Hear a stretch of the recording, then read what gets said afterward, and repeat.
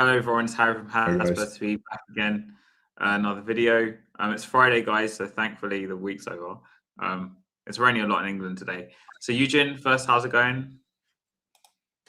All's good, all's good. Celebrating Chinese New Year and at the same time, celebrating or practicing Ramadan, right? Time of fast, Yeah. fasting and keeping your mind clean as possible, and especially while thinking about Spurs.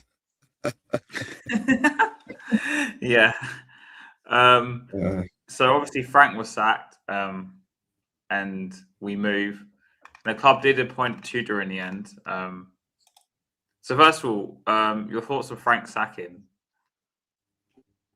The fact that they had to go above that midnight and doesn't actually do it. Yeah.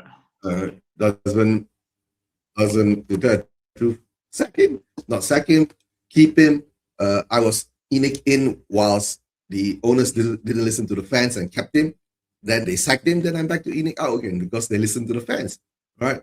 Stick to a project. But now we're gonna get relegated. But to tell the truth, right, I think the biggest effect is that the stadium is not making money anymore. You know what I'm saying? The fans aren't spending. They're starting to listen. Yeah, I go to the game. Even some of the fans are not even going to the game. Remember? But no, we'll get to that. We'll get to a certain period of time when everyone's just fed up.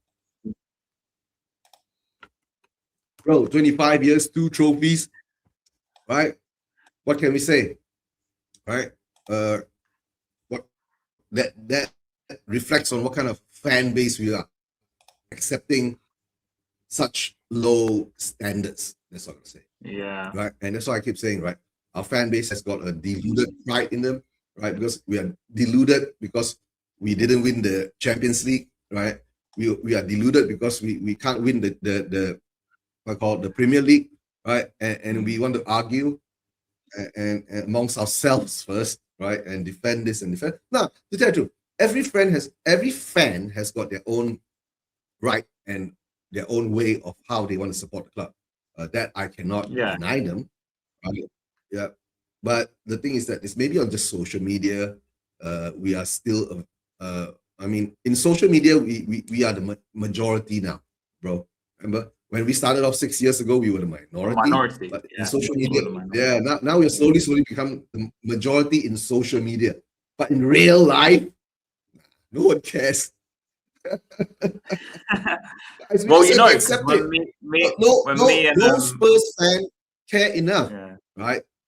And the sad part is when we had that winning mentality in a manager and the players were together, we broke it up. So this is what we are. And well, Eugene, me and TJ were the only people who went to the last protests. Remember? No, I think no, it wasn't you. I mean, you were there. Phil P was there too, and I think he said he had about 6 guys with him. But the problem is that what happened to the CFT guys? You know, that's my question. Right. Didn't one of them come out? So that's what I'm saying. Every fan has their right to support Spurs how they want to. So now it's showing that in real life, nobody gives a fuck. Oh, sorry. Oh, we're not monetized anymore. So fuck. Yeah. Right. Honestly, I'm angry. That's why I was in when that happened. I said, what the fuck? No one cares. Must well be in, right? Support the club, support the owners, right? Give them a chance because this is the first time they're doing something, not listening to the fans. I know. And to tell you the truth, I think I've gone off the rockers at the moment because I want us to get relegated. So at least our fans, right, will wake up to see these owners for what they are. But nah, right? Now we bring in deluded pride. We shouldn't be proud of anything. The only thing that we were proud of, right, was winning that Europa Cup. But no, we have to even fucking diminish the value of the Europa. That's our fans. What else I've got to say anymore? I know. Oh, next thing we'll be talking about Ange interview, right? To tell the truth, right? Yeah. I don't understand, right? You guys don't like him and you want him to win your respect. But guys, listen, right? if you don't respect Ange, Ange doesn't give a fuck whether you respect him or not. You can say, he's going to say what he wants to say, right? It's an interview, and they make it, it's like, oh dear, why can't he admit his, mistakes? Bro, if you go and interview, right, at that high level and you start admitting your mistakes, right, that's what you do. You start having the loser mentality. That's what Frank is. Guys. And the worst part is, right, we hired a gooner. Who the fuck went and hired a gooner? Right? Daniel Levy. Yeah. But he's gone now. So the whole place is in a turmoil. I think the club is losing. I think there must be a drop in certain sales, right? And no, sometimes there are because when Frank got sacked, there's a rumor that like one of the finance people saw that the stadium was emptying, and I was in the stadium. It was emptying, especially on the south stand. Like there was barely anyone left, with like 10 minutes left of the game, and that's when he made the call to the Lewises, and then the Lewises decided to get rid of Frank. That's what the rumor is.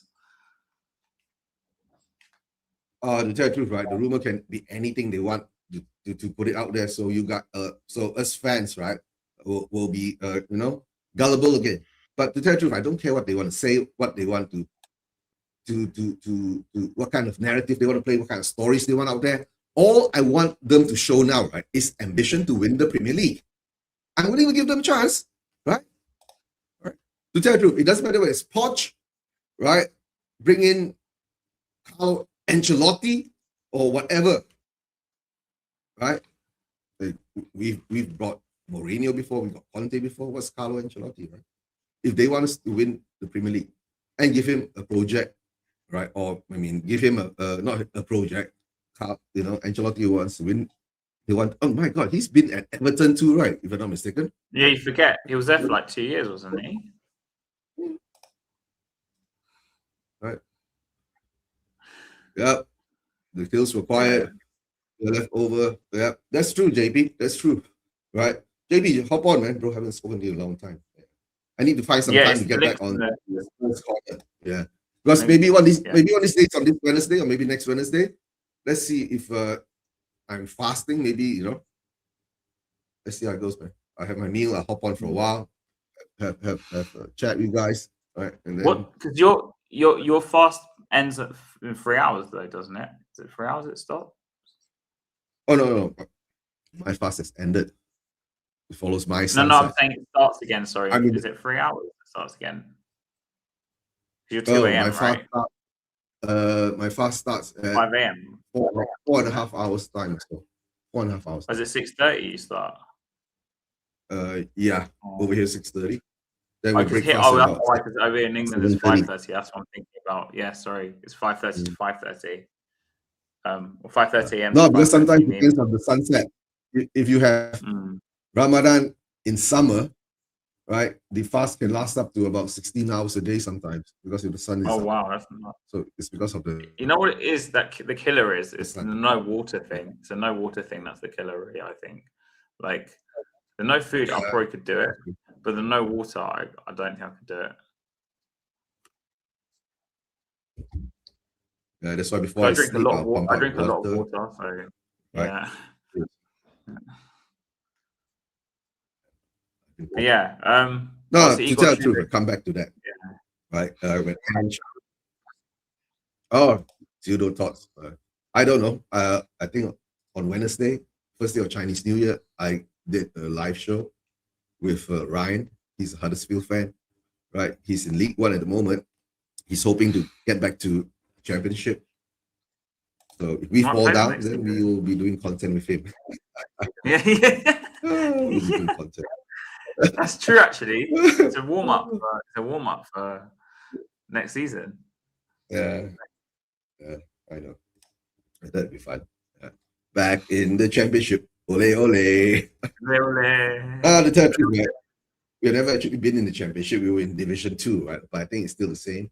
There'll be 22 teams or 24 teams. We'll play more games. It's 24. Right? It's 24, isn't it? You play 46 games, 24, don't you? Yeah. And Ryan says, right, in the championship, right, real men play real football because there's no VAR. No, yet. he's right. So But he's right. We won't stand a chance in the championship. I genuinely would be worried, like we'll get relegated or something, because like the championship's a brutal league, you know, like it's brutal. yeah, I mean, Look, imagine Archie Gray. I know he played in the championship before. what can we Imagine say, Bergwijn. right? Tudor, Yeah, Igor Tudor. Fossil football Tudor times. My thoughts on Tudor is that I don't care, right? I don't give him a chance. He's here now, right? He's here to save us from relegation, right? Guys, don't tell me if he lose the next 5 games, right? He's going to get sacked and we're going to bring another one in. I don't know. Will we lose the next 5 games? That's the next thing, right? But I don't think so. We should get a new manager bounce when the players come in. They feel motivated. There's someone's talking sense to them now. There's someone that's not telling them they're going to lose, right? Or think about being defensive and draw, right? I don't know. That comes back to Frank. So I guess Tudor comes in. Maybe it's like like what Ange said is during the interview, right? It's getting into the mentality of the guys that you manage and giving them the belief they can win something, right? Ange went there and gave these guys a belief they could win something. Then we brought in Frank, and Frank said, "No, you can't win anything, right?" So please don't dream, guys. Right? I don't know. That's what happened to us now. So now we're down to Tudor. Yeah. Did you watch his interview? Right, his interview is quite okay. Yes, the first one was what? One of the guys was asking him, "Are you enjoying your time here?" He said, "I'm paraphrasing it. He's like, what the fuck, mate?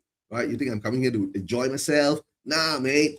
I've got a relegation battle now, and the first game I'm gonna handle is the fucking North London derby." But then he said it in a calm way, right? Yes, that's it. Right. But he's got, to be fair, he has got a lot of experience in this scenario. Maybe not with English teams though. Yeah, but he has got experience. Yeah, I know. But to tell you the truth, right? I did say this too, right? This game, right, is, remember I said a write-off, but of course I'm not saying it's going to be a write-off, but this game is going to be, an excusable game, no matter what happens. But the only thing is that the fans want to see Tudor instill a style of football which is consistent. So, like he says, right, he wants them to run. Let's see whether they run or not, because our players don't run. Remember, Romero gets the ball, right? He walks out with the ball. He don't run, right? Hey, yeah, you're late, mate. Well, go on. I'm not gonna lie to you. Yeah, man slept through the time. Literally, I literally done early shift for the first time in a long while, bro. I woke up now, bro. I've been sleeping for 14 hours, cause I didn't even know. I genuinely didn't know. I woke up and it's dark. Are you fasting? I have no. Bro, I am innit. I am. It's time to break a long time ago, man. I've been fasting, but that's what ends up happening when I'm fasting, man. It sometimes like gets my head messed up. Did you miss work or something? Bro, no, I went to work. Well, did I go to work? Did you go to work? Did I even go to work? Can't even lie to you. I don't even know. I know I did go to work. I went to work. What day is it? It's Friday. Yeah, definitely Friday. Yeah, no, I did go to work.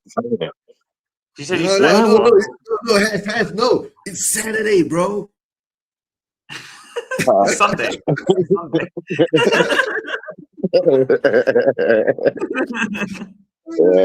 missed the game, man. You missed the game. It's finished now. Yeah. Wait, the game's on Sunday, though? Yeah, we missed the game. We won 2-1. Yeah, I need to make sure. I need to make sure. Remember that, the game in it, because I'm working on that day in it. So, and I can't afford to not wake up. If I don't wake up in time, there's no excuse, because I'm waking up for Sehri, innit? So, bro, like if I'm late to Sehri, I'm a donut. But what you man saying though? You guys good? Oh no, you missed my rant right earlier. So let's see how that goes. Rant about what though? No, our He's fans in deluded account pride. now, I think. Are you in account now Bro, or he's not? lost the plot, man. I don't know, man. Mr. Spurs Asian TV. Someone needs to study. Yeah. Nah, someone needs to study. You've lost the plot, my friend. Well, alhamdulillah, how's your Ramadan going, bro? It's good. It's good. Today's the second day, so it is what it is. I've been doing it for about 20 years, so it's okay. You have your plans of how you're gonna do it and all that, so it's doing well. Yeah. Is there a big? Sorry, my bro. I'm just diverting this whole thing. This is what this show is about, innit? Forget football. Talk about real life, innit? Yeah. Is there a big? Yeah. And bro, and also, I just want to mention to anybody that is in the actual chat as well. Yeah, bro. We love all faith. We love everything. And it's a Christian, Judaism. Jump through in it.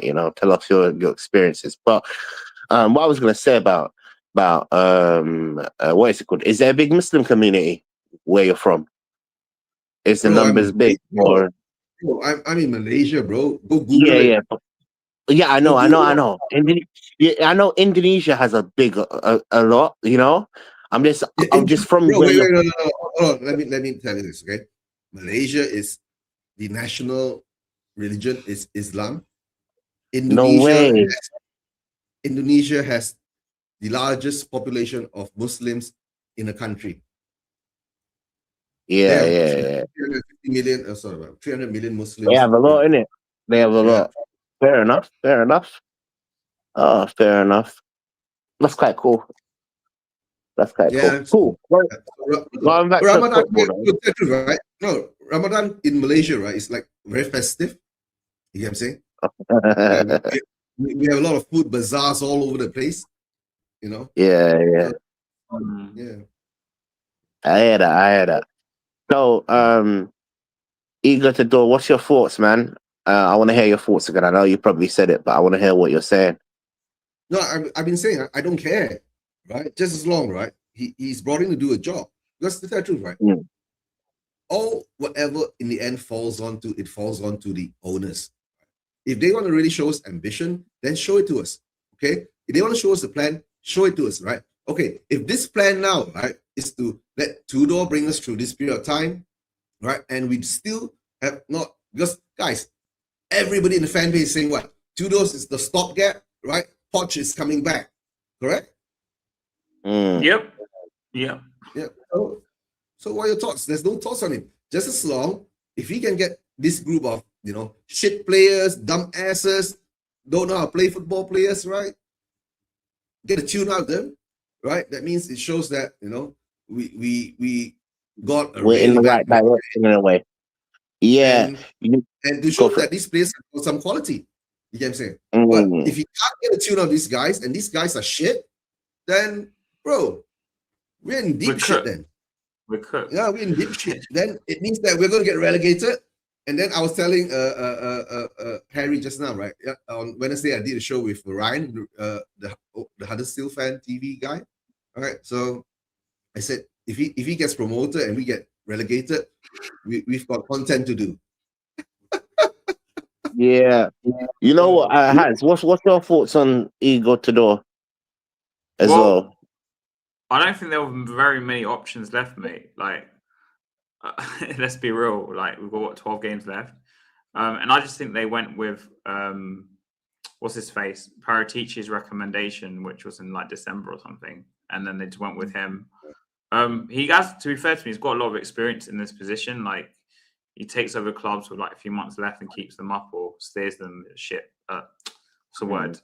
Gets them not stable is the right word, but kind of stabilizes them. Yeah, no, he stabilizes them. That's the best word to say.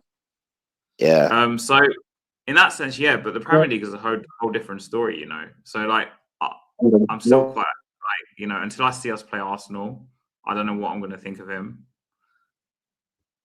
But apparently his football's quite risky. Some people are saying, like, he puts a lot of players forward, so it might be like Angeborg again. I don't know. But I guess we'll see.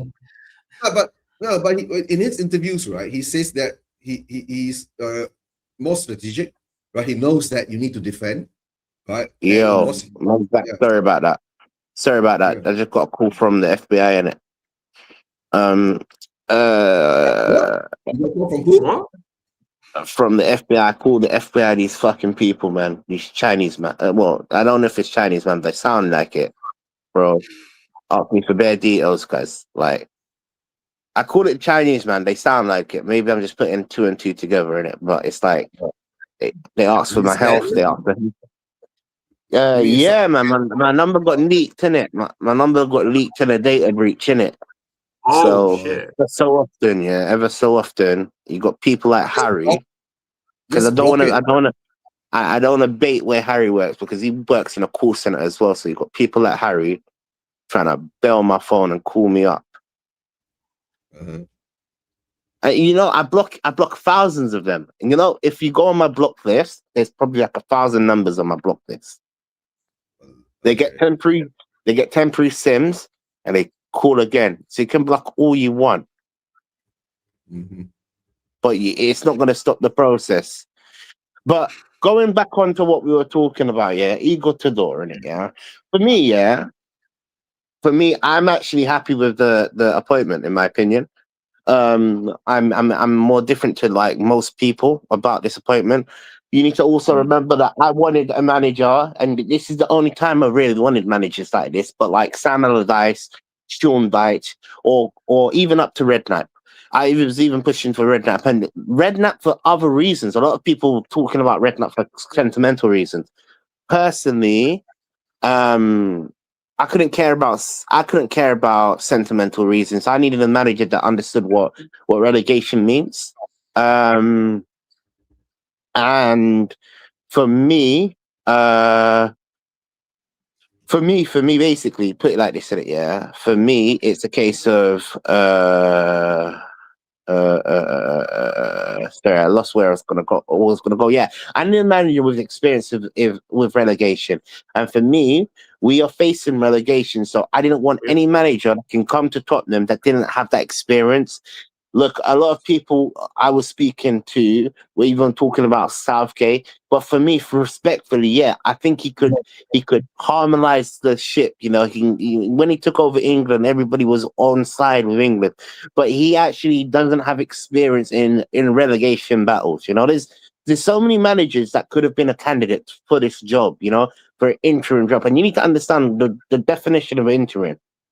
Right now, his job is one thing only: to keep Tottenham up, no matter what. Does have Yeah. So Southgate does have desperate. relegation. We're also desperate, man. That's exactly what I'm saying. So I think, but thing is good, right? Oh, one thing is good. I like what TJ is saying. Yeah. No, I'm saying one thing is good, like what TJ is saying, right? We've gotten a manager out of the box. You know, says we got the only problem now is that everyone is afraid is because he's got no Premier League experience. But maybe that could be a blessing in disguise. You know what I'm saying? His tactics will be newer, different, and let's see how it goes.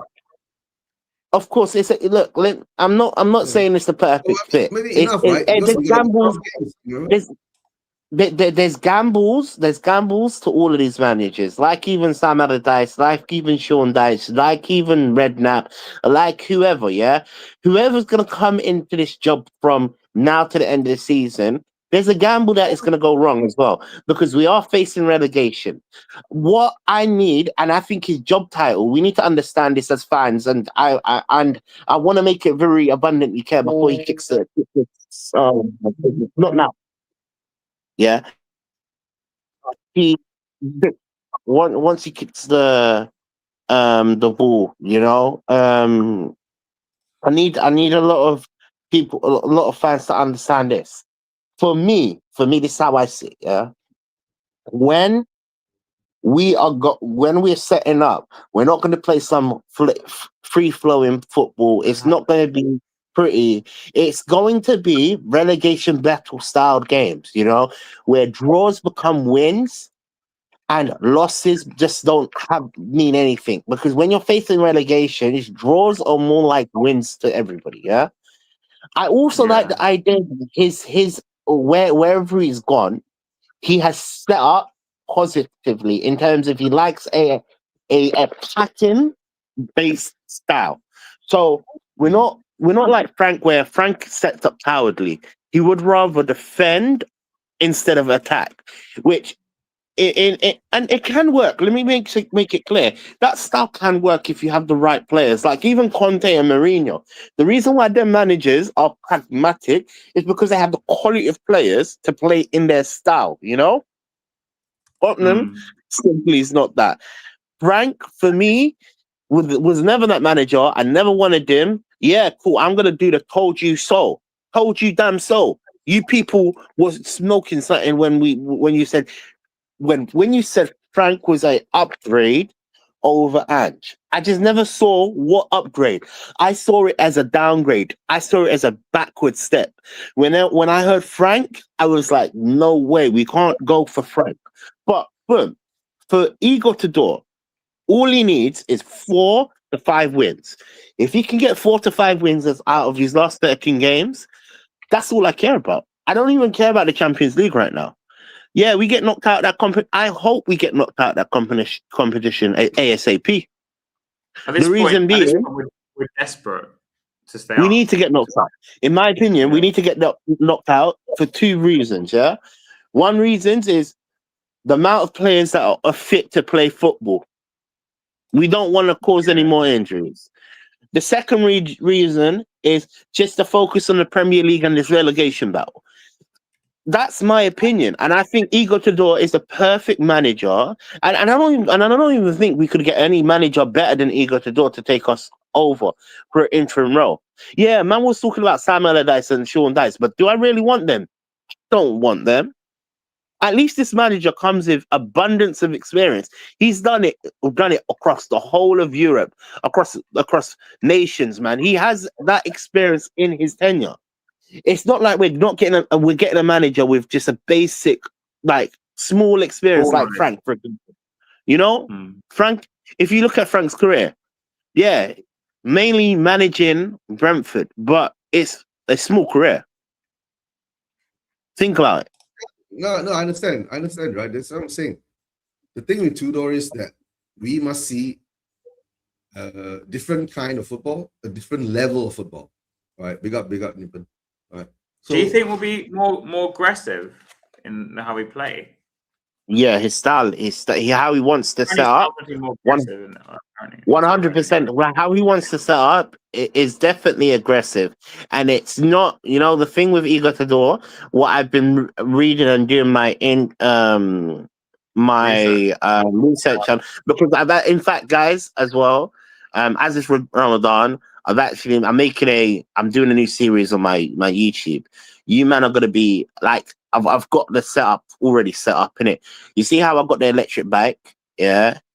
I've just released that. I released my first episode. I hope it's already released this afternoon. So look, I don't know, man. My time has gone cuckoo, innit? I don't even know if it's up. I remember uploading it, but I don't even know if it's up. I didn't even shout out. Bro, that's how you know I don't even know if it's up. I don't. In fact, someone check if a new video has been posted on my channel. Is it Ride and Die? Ride and Die, yeah. Okay. Yeah. Ride and Die for Tottenham, yeah. Cool. Yeah, cool. So that's a new segment that I'm releasing on my channel, yeah. Basically, it's me going out in the wild, riding to Tottenham. Right, mainly I'm riding to work in it. To be honest with you, it's me going from my home to work in it, yeah. And I'm just talking about Tottenham, you know. I've always wanted to do it since I've got this bike in it. I'm not even gonna lie to you in it. I've always said I need to put a dash cam in front of me, so if I die, people can watch me die. I can go out in glory. That's another reason. Why? Okay. Yeah. Bro, it's Ramadan, okay? Right. No one's dying. Yeah. No. Let me be honest with you. I never think of that. Yeah, and if we're talking a sensitive topic. See, I've got PR now. If you guys are going through any sort of suicide thought, call the 101 number in it. Yeah, bro. There's so many people to help you in it. But going back to what I was saying, yeah. So for me, this is what I feel like this, and Igor Tudor, me should just win 5 games. Simple. 5 games, 4 to 5 games, and he's done his job well. True, that's true. Yeah. And he will set up. We have 36 points, right? In 1 game. Yeah. All we need is about 10 more points. That's 3 to 4 games. So, right, 3 to 4. 3 wins and 2 draws. Yeah, 3 wins and 2. I was personally, I was setting a standard of betterness by saying 4 to 5 wins, at least win half. And then even if you lose or draw the rest, it don't matter. Do you understand where I'm coming from? But realistically, if you're going to be really real, we need at least 4 wins. 4 wins out of all of that. And bro, we're safe. Hopefully. Yeah, hopefully. Hopefully. Are we safe if we're 4 wins? It doesn't depend a lot on like West Ham and stuff though. 4 wins depends will on keep West us Ham safe. and West Ham and Nottingham Forest, I think. And I think Brighton. If they keep winning when we're winning, yeah, but if they keep winning when we're winning, then that turns into 5, that turns into 6, that turns into 7, that turns into 8, that turns into 9, that turns into 13. If it comes down to they win every week, we have to win every week. Do you get where I'm coming from? Yeah. Yep. So we've got hard games. We've got to go to Stamford Bridge, and we've got to go to Anfield as well, you know. And we've got Arsenal, of course, as well. Like we ain't got easy games. I'm gonna be honest with you. Let's say we write off those 3 games, right? No. The game that we're gonna pick up points in, and it's gonna surprise the whole community. Hear it now. I've made this prediction way before the Brentford game. Way before the Brentford game. In fact, I should have said it on live, and I'm so pissed. I'm so annoyed that I didn't say it on live, because how Arsenal have drawn to Brentford, drawn to West Ham. If I wasn't Muslim, I would be a millionaire. Wolves. Wolves.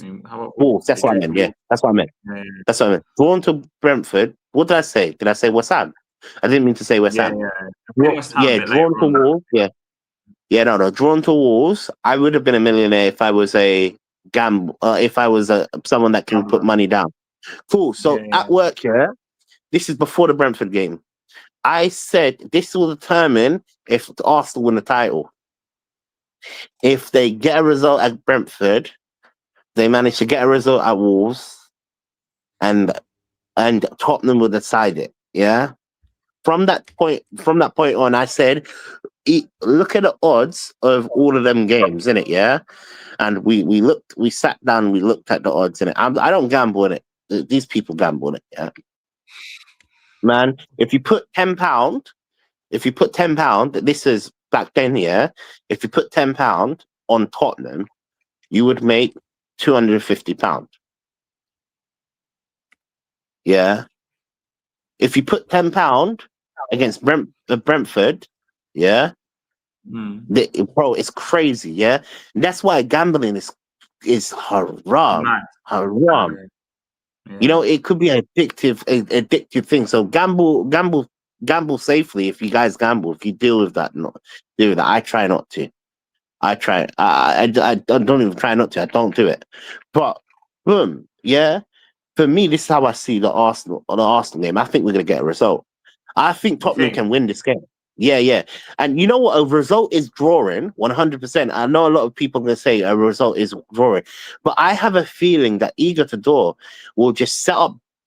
It will, because Arsenal are under pressure. We need to understand that as well. Yeah, you have to play what's in front of them. Yeah, Arsenal right now are under pressure. Yo, bro. Thank you, bro. Do you get both of them? Yeah. Peri and jerk. Thank you.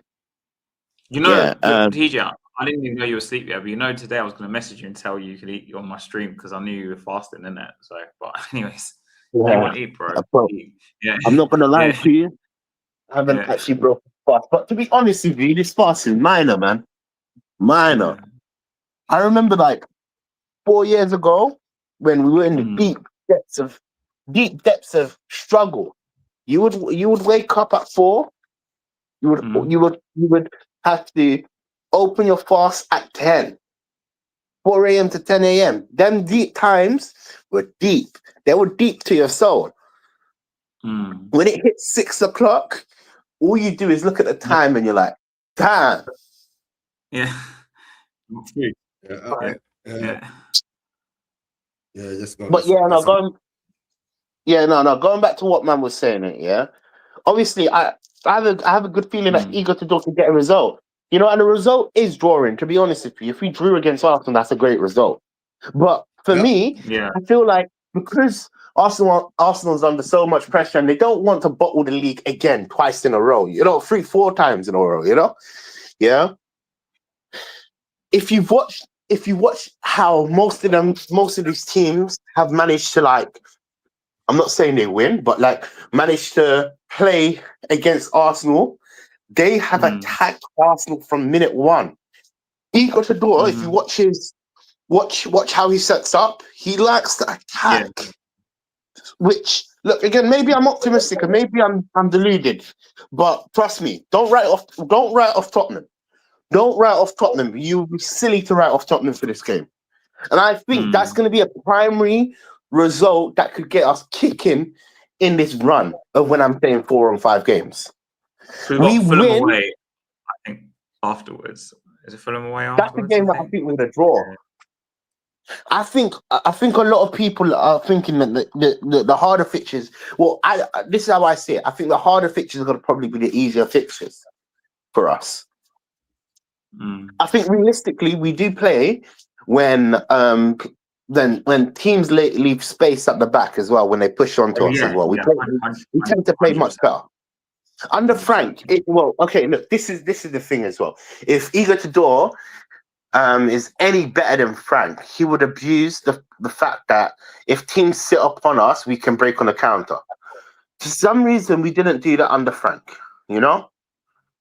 No, we can't counter, DJ. Have you not noticed? Yeah, we don't have many players left. We don't have many players left, though. I know we don't have enough players, is one thing.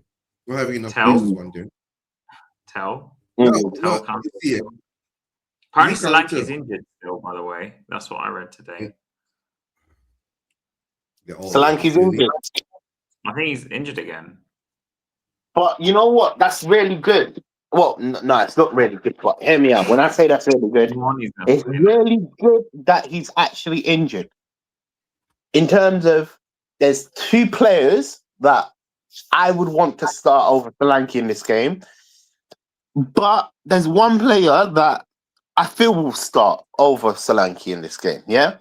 Firstly, I've been seeing that Richarlison is back from training. For the Arsenal game, I'm willing to throw Richarlison on that pitch. Richarlison performs in these games. No matter how cold, how rough it is, he will be getting a goal.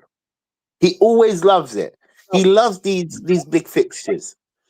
Who I think is going to start, I think Kolo Muani is going to start. Only for 2 reasons that Igor Tudor actually managed him. He knows what he's about. He actually got a good, decent. I'm not going to say it's great tune out of him, but he got a decent tune out of him at Juventus, right? He got him scoring. He knows him a bit. You see my point? So. Yeah. Yeah. So for me, this is how I see it in it. Yeah. Look, if he can get half of what he done at Juventus, and what I mean right now, the standard for Kolo Muani is on the ground, right? So if he can get him scoring 1 goal here, 1 goal there, 1 goal there, even if he ends the season as 12 GA, I don't even know what Kolo Muani is on right now. He's got 9 goals in the Premier League, just so you know. Yeah, but I know his GA in the Champions League is quite high. Yeah, he's done well in the Champions League. Yeah, he's done well in the Champions League. Yeah. Right, so but I'm sure it's not as high as 12 GA. No, it ain't. I think it's like 4. I think. Something like that. 4, okay. Yeah. Well, I'm setting higher standards. Okay, if it's 4 GA, as long as he can end the season with 10 GA or 8 GA, do you get where I'm coming from? That's a manager that has gotten a tune out of Kolo Muani. right now. Do you understand where I'm coming from? 13 games to go, yeah, at Tottenham, and that's just in the Premier League, right?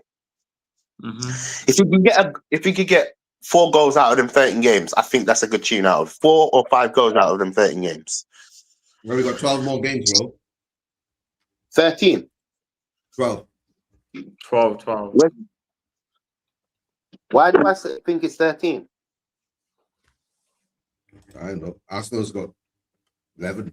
Oh, it's 5. I was almost right. The guy said it's 5 GA in Champions League, not 4. I thought it was 5. Yeah, so 5. Yeah, so if he ends the season with 12 GA, I think that means the manager has gotten a tune out of Colomwani. Do you get where I'm coming from? It's not crazy. Like, I'm not saying, wow, what a player. No, because he's not. But just judging Colomwani's tenure from the point where this manager's come in to the point where if it goes up to 12, I'm actually saying that's a successful tenure for Colomwani. A successful stint. We need them to be firing goals. We need goals. We're lacking in goals with all the injuries that we have in our attacking lineup. Like Odegaard is now out for the season. In my opinion, yeah, it's like sound dark, innit? In my opinion, this might sound dark, innit? As he's injured for a long time, I think that's our chance to get rid. Do you think that he will actually use our academy players? I think he has to at this point. He has no choice, right? Yeah. I think he might give what's his name? You know who I might think he might give a game to? Like, he might surprise you. He might start Byfield, you know, because if he can put Carlin in midfield and play back can I be honest with you, though? You say that with everything I've watched about Igor Tudor, I've not seen anybody. And this, look again. I can't watch all his games, you know. But I've not seen one, even like people analyzing his style and all of this. I've watched many shows on this, yeah, and this is not just Tottenham orientated Tottenham fans doing it because they do some biased stuff in it. I'm actually watching people talk about his style with it. You know, people like Juventus fans, yeah, bro. Some of them Juventus fans were so happy when he took over, but then they saw why they wanted to get. I like to watch these, man. They talk sense in it, yeah. But what I'm trying to say, in all of the things I've watched, I've not seen a single person talk about he helps the youth or he develops youth. I don't know. Not saying that he's helping or developing the youth. I'm saying he has no choice. He has to bring in the youth because. In his interview, right, he says he's got only 13 players. Think about it. 13 players, and we got 5 substitution options. Right? At the moment, I guess if he wants to play 3 at the back, the Byfield will surely be, I think, considered, right? Yeah. He will, because, you know, if he's the defender. 100%, he has to be. You know, let's keep it right. Byfield will have to be considered. But just going on to what you guys were saying, I'm just basing it off of what I've seen. I haven't seen him talk about the youth like, oh, we're gonna trust our youth, we're gonna play with this youth player, this and this and that. You know, when things go wrong and you say just throw the youth. I haven't seen any content on him saying he tries to trust the youth. No, TJ, he ain't gonna talk about the youth now. He's just been in the club for what, a week, 5 days? He doesn't know any of the players. Doesn't know any of the players. So the only thing he's talking about is he's got 13 senior players, right? And I think that will add up to the bench is something, you know, we always have so many goalkeepers, right? Yeah. We're goalkeepers. Yeah. So I guess players. Now my question is, why did we let players like Dane Scarlett go on loan and the rest of the guys go on loan? Because Thomas Frank was a donkey. That's why. Yeah, Thomas Frank. This is what I'm trying to say. Yeah. When everybody was talking about Thomas Frank is the new Pochettino, the new what is it called, Messiah? Like they were talking out of. And I'm sorry, you're part of that crowd, yeah? Part of that crowd. Yeah, I call you out on it. You know this, and I'm 100% bucking it. Like I love you, Haz, but bro, you were deluded, cuz. You were deluded. You guys were saying stuff that just made no sense to me. Made no sense to me at that time. That's why I couldn't get behind the front ownership. I couldn't from minute one. Yeah, even though, man, and you might think it's Ange, what is it called thing? No, it's not even to do with that. Ange could go. No, bro. It is about Ange. It is all about Ange. They were also deluded in their head for Ange, right? Exactly. They hype themselves up No, on Frank. in fact, you're right. It was about Ange. It was a disrespect. You know what it was for me, yeah? You're right. It was a disrespect that they had towards Ange, not understanding his achievement. Wait, I was okay with him going. I wanted a manager that could take us to the next level. I'm not saying we had to keep Ange. We had to sell Ange. Bro, whatever the owners decided to do, yeah, 100% they were right. Ange's tenure was awful. Let's make it clear. But it was great. It was awful and great. It's like a villain story. What? You know, sometimes bad, sometimes good. Yeah. When you look back at the history books, you see Ange. You're not going to see 22 losses in the history books. Yeah, you will. You know what you're going to see? No, you won't. No, you won't. You know what you will see in the history. Remember that year when Spurs lost 22 Premier League matches? No, people will say. No, you won't. You won't. You're lying. I get stick for it still now. Bro, right now, in the present. Hold on. In 25 years' time, right? I don't think I'll be here, but TJ, you'll be here. You ask him that question. Whether bro, that's exactly what I was just about to say. 2025, right? What do you remember? Cool. Hear me out, yeah? Hear this out, yeah? Mm-hmm. Yeah, 2008 when we won the Carrington Cup. How many losses did we have in that season? Exactly. I think it was like 15, maybe like 15 losses actually, something like that. Oh, so you know that information from the top of your head? Yeah, but it's not the main thing you think about, though. No. But what I'm trying to say, it's not the main thing that you think about. You know what you think about is the fact that we won a cup. Then, even me, you know what I call 2008. I was almost correct. Whenever I took 14, I think it was 14 losses. It says here. Yeah, but you know what? Yeah, you know what I say when I'm talking about 2008. You know what I'm saying to myself? I'm saying 2008 we won a cup. I don't care about what happened in the season. I have no clue. I can't remember it. I was probably too young to remember it as well. But not even just that. Not even just that. I know our history tells us that we won the cup. Going 25 years down onwards from this point, when we talk about what happened last year, 2025, yeah? Bro, for me, I'm going to say we won the Europa League Cup. I'm not going to say we had 22 losses. I'm just going to remember that moment of me thinking about that cup. Hear me out, man. It's a facade, man. This is why success is based on cups for me. For me, that's the only metric that can tell you if you're successful or not. What made you guys a Spurs fan? Good question. I didn't have a choice, so I chose it 40 years ago. Yeah, I chose it 40 years ago. Well, it's weird how I knew how many losses. That's so weird. Hey, big up Mr. K. You're doing well. Yeah. All right, Ramadan Kareem. I'll put the link in the chat if you want to come on. Links in the chat. Yeah, okay. Yeah, I'm going to send you some messages. So, chat. But yeah, no, you know what? The Arsenal. What's the next segment? Arsenal, yeah. Arsenal, innit? Yeah. Yeah, no. I think we could get a result. Honestly, what about you guys before Eugene disappears into the moonlight, or are you staying up for Seri? You're staying up a bit more, apparently. Yeah. Yeah, you're staying up for Seri, man. You might as well, man. Yeah. In fact, we're having a whole. We need to have Ramadan every single month. I need to eat around 1.5 hours time, so I'll be around. Don't worry. Go ahead. Well, Mr. Yeah, K man. said Talking of Yeah. one day Ramos, what did one day Ramos do?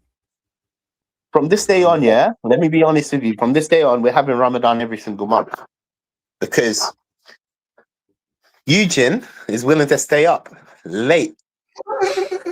What is it? But I don't know. You know what? I think we have way more of a chance than we did a week ago because obviously, you know, they drew to Brentford, etc. But I'm still quite worried. I'm not gonna lie. Yeah, Because no, look, you can be worried. Look, let me make it clear. You can be worried about this game 100%. But don't you think it? You just need to be optimistic about football as well. Sometimes it's more the fact that thing is, you know, Arteta's under a lot of pressure now, and a lot of course, the fans are saying he's playing too defensive, right? So yeah. my worry is because of Arsenal's quality, they're going to be like all over us, man. And then if they score two or three goals, we're cooked. Like I think there's no way we're going to get back in the game. No, I don't. I don't see that In all happening. games, they got a goal and then they just sat, or they got 2 goals. It was against Wolves and they Look, just sat. if we still had Frank, for me, we would have lost, in my opinion. The fact that we've got a new gaffer, a fresh new ideas, midway through the season, it's I don't know, like it's like a wild card. Do you get where I'm coming from? Yeah. Because we don't know what we're going to expect. We don't know if these players are going to run through brick walls for this manager. It's interesting right now. It's the most interested I've been about football since Ange left. I just don't know what to expect. You know, I just don't know what to expect. 100%. It's about being scared to relegation. That's a part of it. Being scared for relegation, but not just. Man. Yeah. 100%. Yeah, we lost 14. Yeah, I was close, wasn't I? I thought it was about 15 games. 14. Yeah, you're correct. But I had to look for it, right? So yeah, that's it. North London derby, 2-2. Yeah, we'll be happy. I think it's gonna be 2-2. If they come out and give a performance, right? I think we're cooked. Fighting performance. Yeah, I know even we're cooked, right? But the things that just long the boys come up, but the fans have to be there too, right? To support this. Yeah. Are we Spurs fans forever? Of course we are, man. You know what? Imagine we go down, yeah. We have to talk about fucking my language. Yeah. Millmore away, man. Damn. Wrexham. Damn. Mate. Imagine that. Bro, imagine Wrexham gets promoted. We go down. We go down. Mr. K saying that Wrexham story is crazy, man. Yeah, Ryan Reynolds' team, innit? They got Chelsea in the cup, you know, at home. Damn. But you know, like with the Championship, is a really hard league to get out of, you know. So if we go down, I'm not gonna lie to you, I'm worried. Like we just won't. The question I'm gonna ask you: you're gonna still have your season ticket? I don't know. We haven't renewed yet, anyway. So can't believe they're deciding to freeze the prices, not drop prices. I can't believe they're deciding to freeze the prices, not even give you guys discount. Drop. I know. Yeah. You get where I'm coming from? They're such a scammy club. This club is such. They don't care. How much is your season ticket coming to, if you don't mind me asking? There's a few thousand. A few thousand pounds. You see, this is what I'm saying. You've got fans spending. Look, okay, I know it's not your life savings, but I'm gonna quote it as your life savings. You've got fans spending their life savings on Tottenham, and all we can do is relegate battle, bro. Come on, man. This club has to get. This club has to be studied. It's a social scam. Experiment. It's a scam. It's a scam. Of course, it's a scam, man. Of course, it's a scam.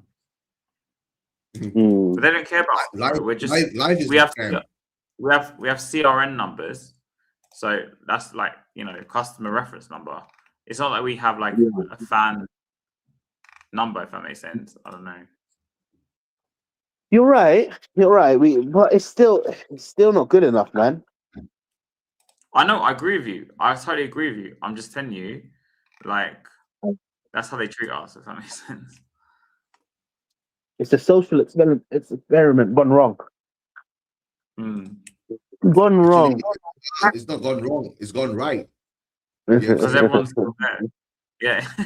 No one wants to protest, bro. Everyone's I know satisfied where everyone they wants are. to protest. That's why you must listen to my earlier part, right? When I had this one, deluded pride, right? Our fans are deluded with their pride. We are proud of things of achieving second. You understand? We are so proud of being in the Champions League final. Yeah. Right. We are so proud of being second. Right. Yeah. I mean, imagine we celebrate being second. Right. Arsenal get laughed at for being second. What are our standards? What are our standards? Bro, I'm saying, man, 100%. What are our standards? But you know what? The maddest thing is, yeah, it's not just what is our standards, it's what is our future. Because if people, and can I be honest with you? What you hit now. you've hit the nail on the head, and I think I've told Haz this off camera many times. I don't care if I'm gonna. In fact, I might not say it because you guys are associated to this channel, innit? Yeah, and I don't want what I feel to affect you guys, innit? But there's only one person. Well, there's only one person to blame, in my opinion. I'll be honest with you, and I'm gonna make it clear that the reason why I'm blaming. You know who's to blame? The damn fans. The fans. No, you're right. You're right. But DJ, The you're fans. right. You know, the You're right. fans set the standard of every single club. The standard has to be set by the fan. You're gonna say, TJ, what can we do? Problem with football, right? Problem with football is because you're emotionally attached to the team, right? The problem is it's hard for people to walk away. If you were like, for example, yeah, I know it's a weird comparison, right? Say you were going to a restaurant, right? And the restaurant quality went down. You just stopped going because you're not like attached to that restaurant, really, are you? I don't know. But of course, but Haz, let me make it clear. Yeah, I am. Football, yeah, I it's think totally I'm. different. Yeah. Can I be honest with you? No. Let me make it clear. Let me make sure that you understand stuff like this, innit? I'm attached to this club, maybe more than any fan combined. You know why? Because I could spend millions on this club. If I really wanted a season ticket, I could get a season ticket like this. If I really wanted to. Really, I could. Like, bro, my life is wrapped around Spurs. Think about it, my friend. Obviously, let's not bait out what I do in it, but bro, what is that wrapped around? Spurs, bro. Bro, I'm closely connected to Spurs. You know, like closely. You know how funny this is, isn't it? Yeah, how funny this is, isn't it? A few weeks ago, innit? Yeah, we were offered tickets to what game was it? West Ham. Yeah. West Ham at home. And my Arsenal colleagues all went. Is it? I didn't go. You know why I didn't go? To film content. That's why I didn't go. Because it's time for my morals to be heard.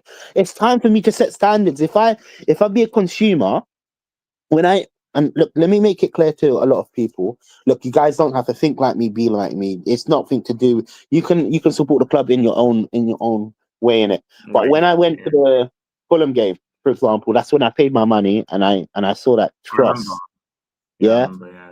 I actually went to the Fulham game. I saw it live. Oh, people that might think, oh, I'm not a true fan because I don't have a season ticket. You can go. You don't know what true fan is. You don't know what this fan how this club affects me in my life. In fact, it affects me away from football more than anything else. Away from football. Yeah. So you can't tell me I'm not a true fan. But going back to what I'm saying, from that Fulham game, I said this club is not going to take any more of my money. The reason being is I want change for Tottenham to succeed. Look, let's be real, yeah? The season tickets, for example, they decided to freeze it, which, yeah, cool. It's not an increase, yeah? But when they decide to freeze a ticket, that is the second highest ticket in the whole entire Premier League. There's something wrong if you're paying for relegation battles every single week. 2 years you've been playing for relegation battles. Yeah. That's what that season ticket has shown you. Mm-hmm. We're not even, you know what? We're not even strong at home. You know, once upon a time we could say White Hart Lane was a fortress. We're opened up like all, bro. We let anybody through, man. Obviously, as it's Ramadan, I don't want to do my metaphors, but bro, we are opened up. Yeah. I know. Yeah. It's like no, the thing is that we come back to the North London derby, right? Everyone say Arsenal is wobbling or shaking or whatever, right? But the thing is that it's the North London derby. We always say North London derby, we throw the form out the window and let's see what happens. It's who wants it more, right? That season when Conte was in charge, right? We wanted it more and we turned up. Yeah. We won. Yes, 100%. And after 100%. And after that, right, the rest of them, you know, it just all petered out. And then, of course, you know, when we played against Arsenal this season, guys, we were just steamrolled over because we didn't want it more. Yeah. Right.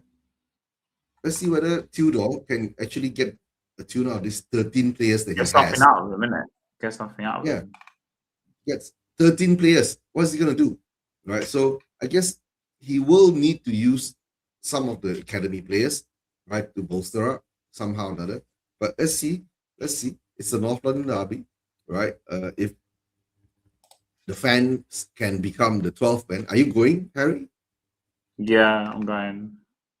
I'll see you before the game, my friend. Yeah, I'll try to see you before, innit? Eugene, are you gonna watch along? Yeah, of course I'll be doing watch along. So I might slide through. All right, that's good. Yeah, right. It's okay, man. That was the best season, man. Yeah, I might decide to do a watch along as well. From Coaches and Horses. It's just all right. We'll do it like the last time, right? I'll send you the link and you know what to do. Yeah, it's just, you know, the only thing that I didn't want to do is just because I'm fasting, man. Being around alcohol and all of that, man. But people eating as well and shit, innit? So. No, that's all right, man. You know what is, isn't it? It's just, for me, I'm just around all this stuff that is haram in my religion. Right. It's like a test. You get what I'm saying? Yeah, bro. I know TJ don't drink anyway. I know, it's fine. Yeah, you know this already, man. I keep it 100. It's 4:30. Yeah, 16, right? 16. Yeah, it's a 4:30 game. Yeah. So it's about 12 a.m. for me here. So by the time I finish the watch along, then I can, you know, go back and eat or something. Yeah. You know what is as well, yeah. In terms of this game, if we can set up to counter, I think we could really hurt Arsenal. You think? I really do. I think we can get a good result out of this game. To tell the truth, right? He's got 5 days with these players. Can he actually set them up to counter attack? That's my first question, because with Frank, right, we never knew how to counter attack. Number one, our players ain't fast enough. They don't move and they don't run, right? And second thing is that, right, to counter attack, you can't have players with pillow foot. You get what I'm saying? So yeah, that's my fear. No, I agree with you 100%. Richarlison can't shoot from outside of the box, right? I think the only you say that, but he scored a long shot. Right. So I mean, you say that, but that's a chip, a shot. That's still a shot. That's still classed as a shot. That's a chip. Yeah, when he Mr. gets K says we're going to get battered, by the way. He says we're going to get battered. Mr. K. Nah, man. You know what? Yeah. You know, I can't suit this narrative that we're going to this North London Derby. I think if we had Frank, let me be honest with you. Yeah, I would have the same energy like everybody else. Yeah, but for me, I don't know, man. I'm really optimistic by this. I'm in fact, can I be honest with you? I'm actually going to say it on air, and I might be so wrong. I'm confident that we can get a result. I'm confident that we can get a result. TJ, the only manager who had the same scenario as as Tudor was Martin Yole. His first game was at home to Arsenal. We lost 5-4. I mean, this was years ago. This was like 2005, I think. And we lost 5-4. No, 5-4. No, that's true. If it was 5-4, I would take it. You get what I'm saying? The thing is as well, yeah. Let's be honest with you. A result for Tottenham right now is drawing, yeah. But yeah, I actually 100%. think we can get something out of the game, yeah. But not just that. My biggest concern about Igor Tudor, yeah, is the fact that he concedes a lot of goals. Does he? Defensively, he's rarely open. Really? Yeah. We concede a lot of goals. We concede a lot. But all of his teams, all of his teams he's managed, he's conceded a lot of goals. Yeah, that's the research I've done. He's conceded. Most games are like he scored more than them, like 5-4, 3-1, 3-2. You know, like he's conceded quite a lot. Which, yeah, I hear where it's coming from, right? It's just for me right now. If it takes for us conceding goals for us to score more goals, I don't mind it. Bring it back to the Ange days. Don't care about the defense. Just score more. We need to put points on the board. You don't understand how desperate we are right now, man. Because this disappointment could go wrong, could go left. Well, technically, it already went left. You know, the fact that we're talking about relegation battle. No matter who come in, it's already gone left. You know, but this is not a confirmation that we're staying. Yeah, I know. But the tell you, right, it's a North London derby, like I said, right? Getting battered or not, I'm not sure. But just as long, right, if the boys put up a performance, right, and at least Tudor can make them run, right, or play dirty, right, Ego will tell them to play dirty, right? Disrupt them, I don't know, break a few legs. No, just no break. 2-1 Tottenham for me. 2-1. Hey, money. Yeah, money's an Arsenal fan. Yeah, 2-1 Tottenham. You know, I'm putting my chest out there, man. I've been confident from this is, and let me be honest with you as well. I'm going to make it very clear. I've been confident before the Brentford game. I said this will tell me if Arsenal will win the title or not. They have to go through Brentford and get a result at Brentford. Go to Wolves, get a result at Wolves, and they drop points to both of them teams.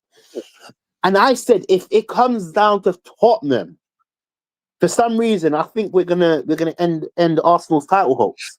I'm serious, man. I'm actually I'm more serious than anything else, man. 2-1 Tottenham. People are gonna be shocked. RTJ, Dr. Tottenham will see you. Yeah, please take a number. I'll fix that problem. Dr. Tottenham better not see me, you know. But I am cold. You know, I don't know. Maybe it's just optimism. Yeah, I've got a lot on the line as well. Like because at work, innit? You'll get battered, innit, if we lose. Not just that. Basically, we have like a little wager. Nothing to do with gambling, but if Tottenham, because basically, essentially, I can have. Well, I can't say it online. Well, I can say it online. In fact, I can say I can basically have time off in it. Yeah, time off in it. Yeah, but the catch is Tottenham have to win. Yeah, and if Tottenham wins, my three bosses, because I'm going against three bosses, These guys have to come to the office and wear a Tottenham kit Oh for a whole week. wow. Okay. All right. Okay. Yeah. That's interesting. That's interesting now. But if Now if you're gonna ask them. You're but if, you're gonna ask. wait. But if Tottenham lose, right? Do you have to wear an Arsenal jersey? I have to wear an Arsenal jersey, Oh. and on top of that, yeah. On top of that, Okay. I have to do a stream. I have to do a stream with it on. Oh no. dear. Oh no. We better get a result on Sunday.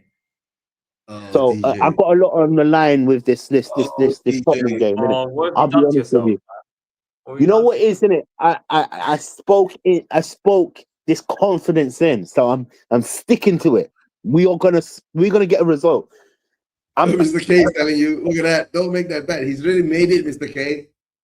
So Oh, we're gonna see TJ in a blue Arsenal shirt maybe next week. We won't. You know what? To be honest with you, yeah.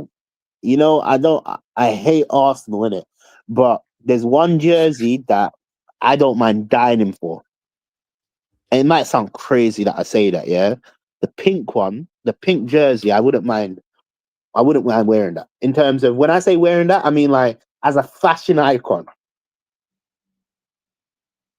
It's corrupt, isn't it? Wow. Wow. TJ, you're a closet Arsenal fan. You're Frank. Where's your cup, bro? Where's your Arsenal cup with the coffee in it?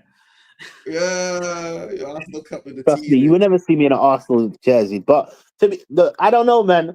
I'm just really confident with this game. I think we can actually get a result. I think right now around the fan base, it's all negativity. Remember when you need to remember this, innit? Yeah, when I was the only one in the fan base that said we can win the Europa League, and what ended up happening? We won. We won. I'm having that moment again. You know, it's the same moment. Can I be honest with you? It's equivalent to the moment where. Do you guys remember when I was saying like if you are gamblers, innit, yeah? Put money on Richarlison scoring in the North London derby. Do you remember that? Yeah, I do. Yeah? And I said, And, look, I'm not a gambler. And he scored, right? And we got battered And he 4-1. scored. And he scored. He scored a dramatic goal. Like it's like I written into the atmosphere, yeah? I'm saying Tottenham will beat Arsenal 2-1.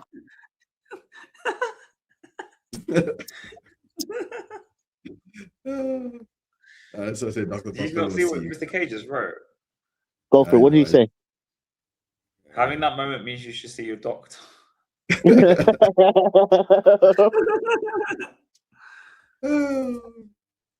Oh dear. Oh, dear. See what's Frank. Let's see. I mean, I don't know. You know what, isn't it? I think also it comes down to the fact that we've had Frank for so long, and I've not really been supporting Frank. You need to understand my narrative as well. My narrative comes from the fact that I didn't want Frank in at all from minute 1 to minute 90. Yeah, I couldn't get behind Frank. Sadly, I couldn't support the process. I actually couldn't. In fact, that's why I started doing content creating even more, because I wanted to be heard. I really wanted to be heard in terms of where my club is going. So deep down in there, right, you should actually be thanking Frank. 100%. Thank Frank for leaving. Yeah, no, thank Frank for inspiring you to do the content. Yeah. But see, for me now, we've actually moved on from Frank. I can get behind. I can get behind why they brought in Igor Tudor, in my opinion. To do is to the door. That's the new saying. To do is to the door. I've seen that one online actually. To there is to door, not to do. To there is to door. Yeah, I've seen it online. Yeah. We'll see. We'll see what happens. What's your guys' predictions for the Arsenal game? 2-2. 3-2. That's a good result, though, as well. If we 2-2. lose 3-2, I think as long as No, it's we're not saying- a fraction. Yeah. As long as it's not, you know what? I also believe a draw is a good result as well for Tottenham. Let me make it clear: It is a draws great- don't like it was a wins, great- isn't it? That was a Yeah. great result, man. Yeah. Of course, it'll be a great result, right? Because they're top of the league, and we are like what 15 or 16. 16. But we need to start getting points on the board, man. Like, We should be getting points on the board 6 games ago. Not I know, now. Yeah. but we're running out of games, man. I don't know. But Also, not you many need to keep games an eye on West Ham. West Ham playing at home to Bournemouth on Saturday. I need to keep an eye on that game.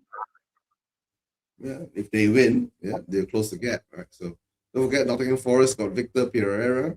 Is it Pereira? With Pereira, Pereira, yeah. And they won their game against Fenerbahce. Bro, Fenerbahce is not an easy place to go and win, It's hard. No, it's a hard game, man.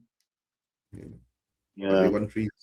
So the fixtures tomorrow that it would concern us: Aston Villa at home to Leeds, Chelsea at home to Burnley, Brentford are playing Brighton, West Ham playing at home to Bournemouth, Mhm. and Forest are playing Yeah. Liverpool at home on Sunday. Palace are playing at home to Wolves. Mhm. Yeah, so those are the games that interest us. A lot of games there, bro. West Ham, Bournemouth, Forest, Liverpool. We need Liverpool to get a result with Forest. Bournemouth to true. get a draw at least at West Ham. Mhm. We're in Always trouble, above us. man. It'll be interesting. Another thing as well that I'm hoping that happens. I'm hoping that the players that want to seek exit can Play. step up their game to the end of the season. So even if it's a case where Van der Ven wants out, from this point on to the end of the season, they step up their game so they can be sold. I see what you're saying. Yeah.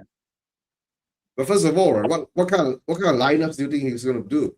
Is he going to 3-5-2 or 3? I think you go 3-5-2. I don't know why. 3-4-3, right? Problem I is think we don't have that many defenders, and he usually lines up with a 3 at the back, which That's I'm what I said, struggling to White- see I think who lines up White- with. That's how he's gonna play The young Brazilian boy is going to play, right? What, Souza or something like that? Yeah. Sousa, yeah. We could even use him as a winger right now, I think he might What play about him at wing Spence? back, innit? Is Spence back or Spence is injured? I don't know. Spence is in. Isn't he He injured? can't be because he's going to play right back then, because Poro's injured. That's a good point, actually. I think that. Spence can't be Let me injured. see. I can check actually. Give me a minute. Remember, he's been playing Archie Gray at right back one period of time. Yeah, Prem injuries. Tottenham. Hospital injuries. Which Tottenham players were injured? Odobert, Madison, Kulusevski, Bentancur, Kudus, Davies, Oliver is Bergvall, injured, my Romero, friend. suspended. Huh? Oh, you're reading out the injuries. Yeah, I'm See, just trying to find. I'm deprived of food. I didn't understand what you were reading. Spence is fit. He's not on the list. He's not on this list. All right, we got Spence. But apparently, Midfield. Solanke had some problem with his throat, but he made today's training. I don't know if that means he's Bro. like got. Huh? Bro, are you serious? What type of problem with his throat? Bro, I can't say. See, because it's Ramadan, yeah. Because it's Ramadan, I can't say what I'm gonna think. What I'm gonna say. Yeah, that's why I gotta say that too. Bro, it's true. How can you get injury to your throat? I don't know. Bruce Lee chopped him up there. Struggling to swallow. Yeah, we have got a lot of injured players, man. So, Richarlison is back, right? well, according to Prem injuries, he's not, but I heard he's back as well. So maybe it's not up to date yet.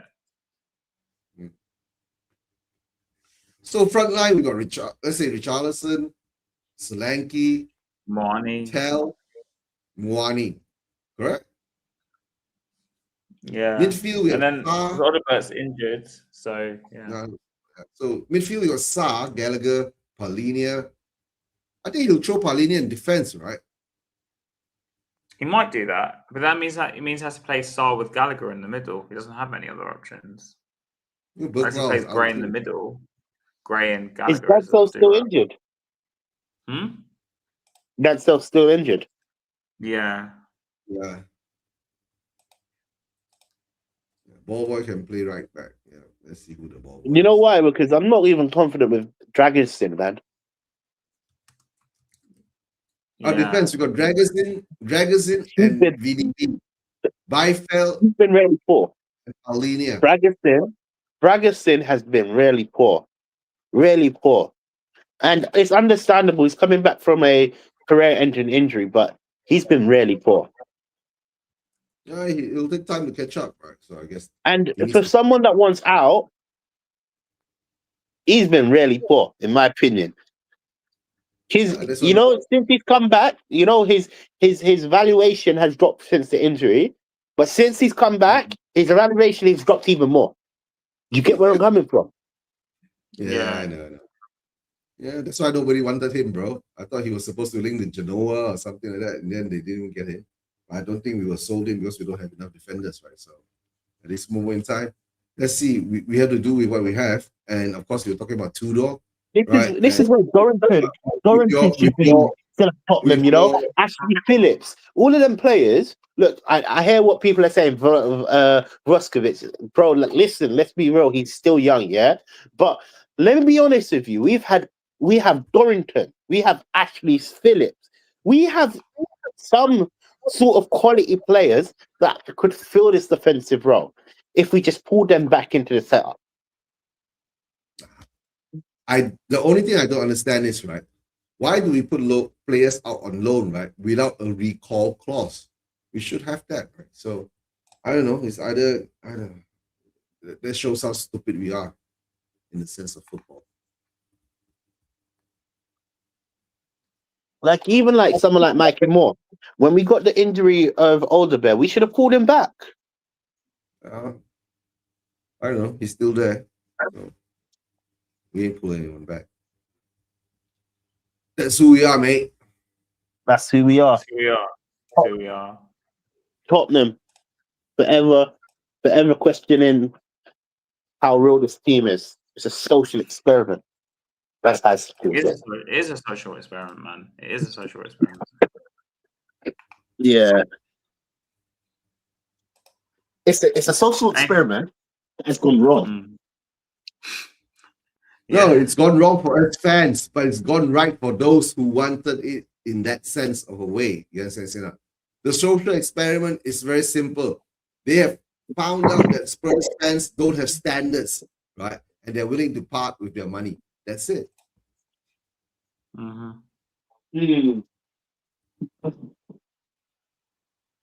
just made some fried chicken.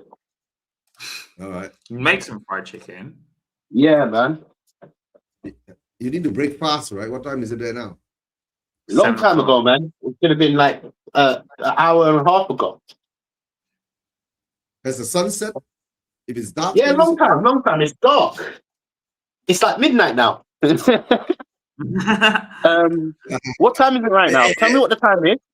Wait. Tell me what the time is. 7 o'clock. My time, 7 my o'clock. time is 3 a.m., bro. I should have broken my fast. If it's 7 p.m. right now, I should have broken my fast at 5:30 something. Okay. Let's just say 5:40. Yeah, 2 hours ago, bro. 2 hours ago, you should have broken it. Even earlier, in my opinion. Even earlier.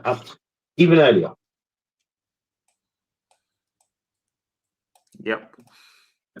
So I haven't had nothing since, because like I said, I've been in a deep sleep. So I woke up like half an hour late to the stream.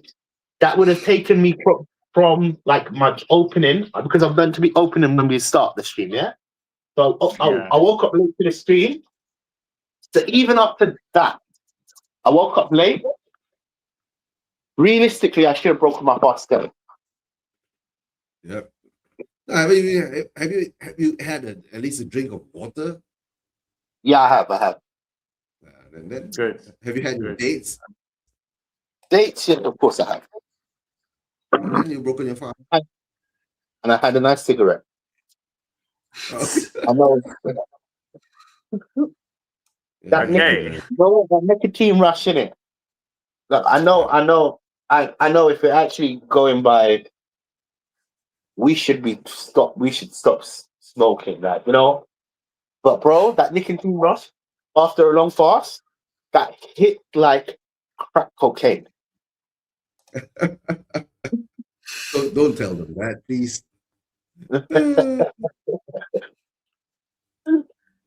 Very religious person. Yeah.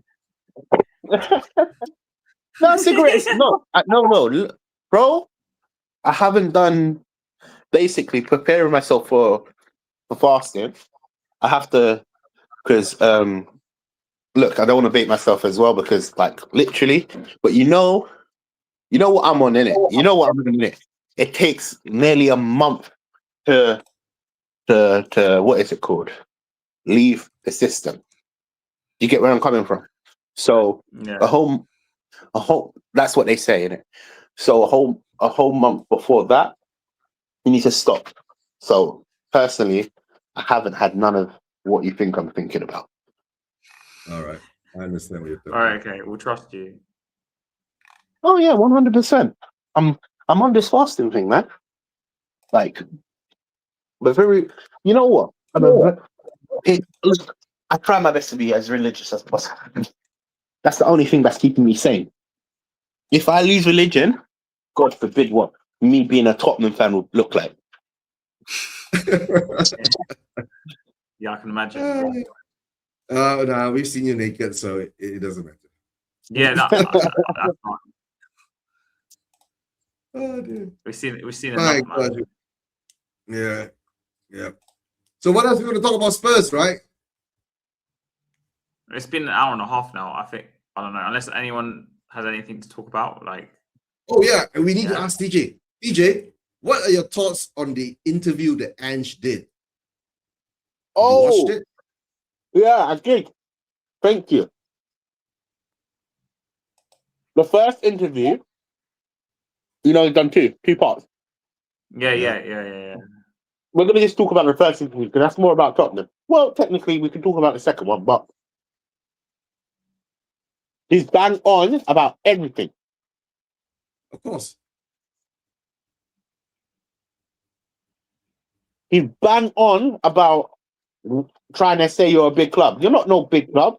How long have I been telling everybody we're not on top six side? Day one, I've been saying we're not top six. Yeah. Like, but I agree with you. generally, anyway, so we don't act like all the top time, 16. yeah.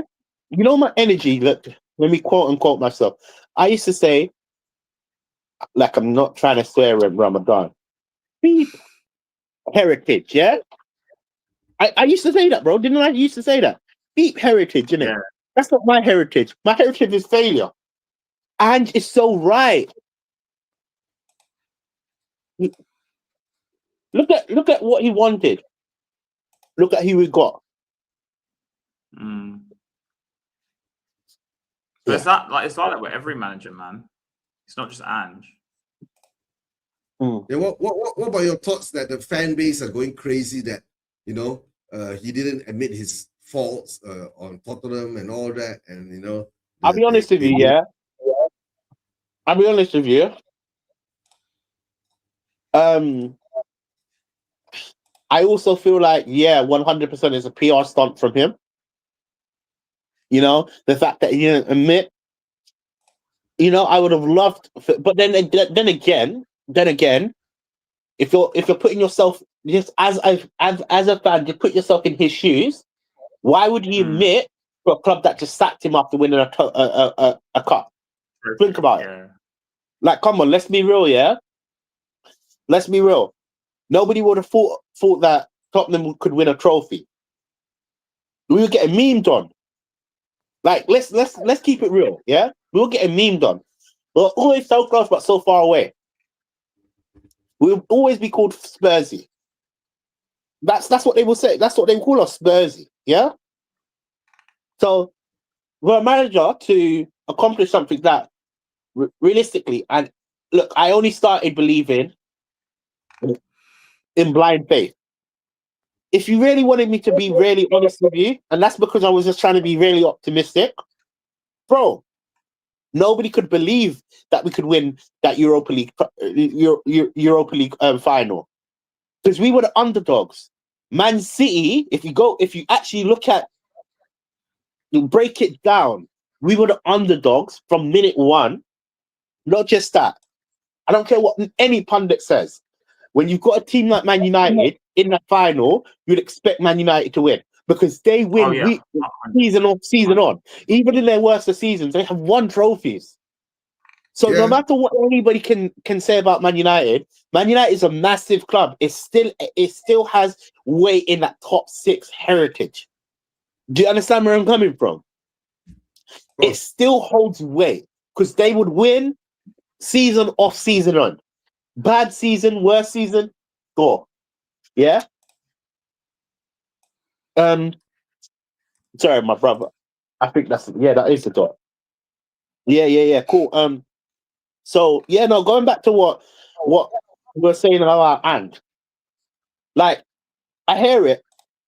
I would have wanted him to admit a few things, just for reassurance. But let's be real, yeah.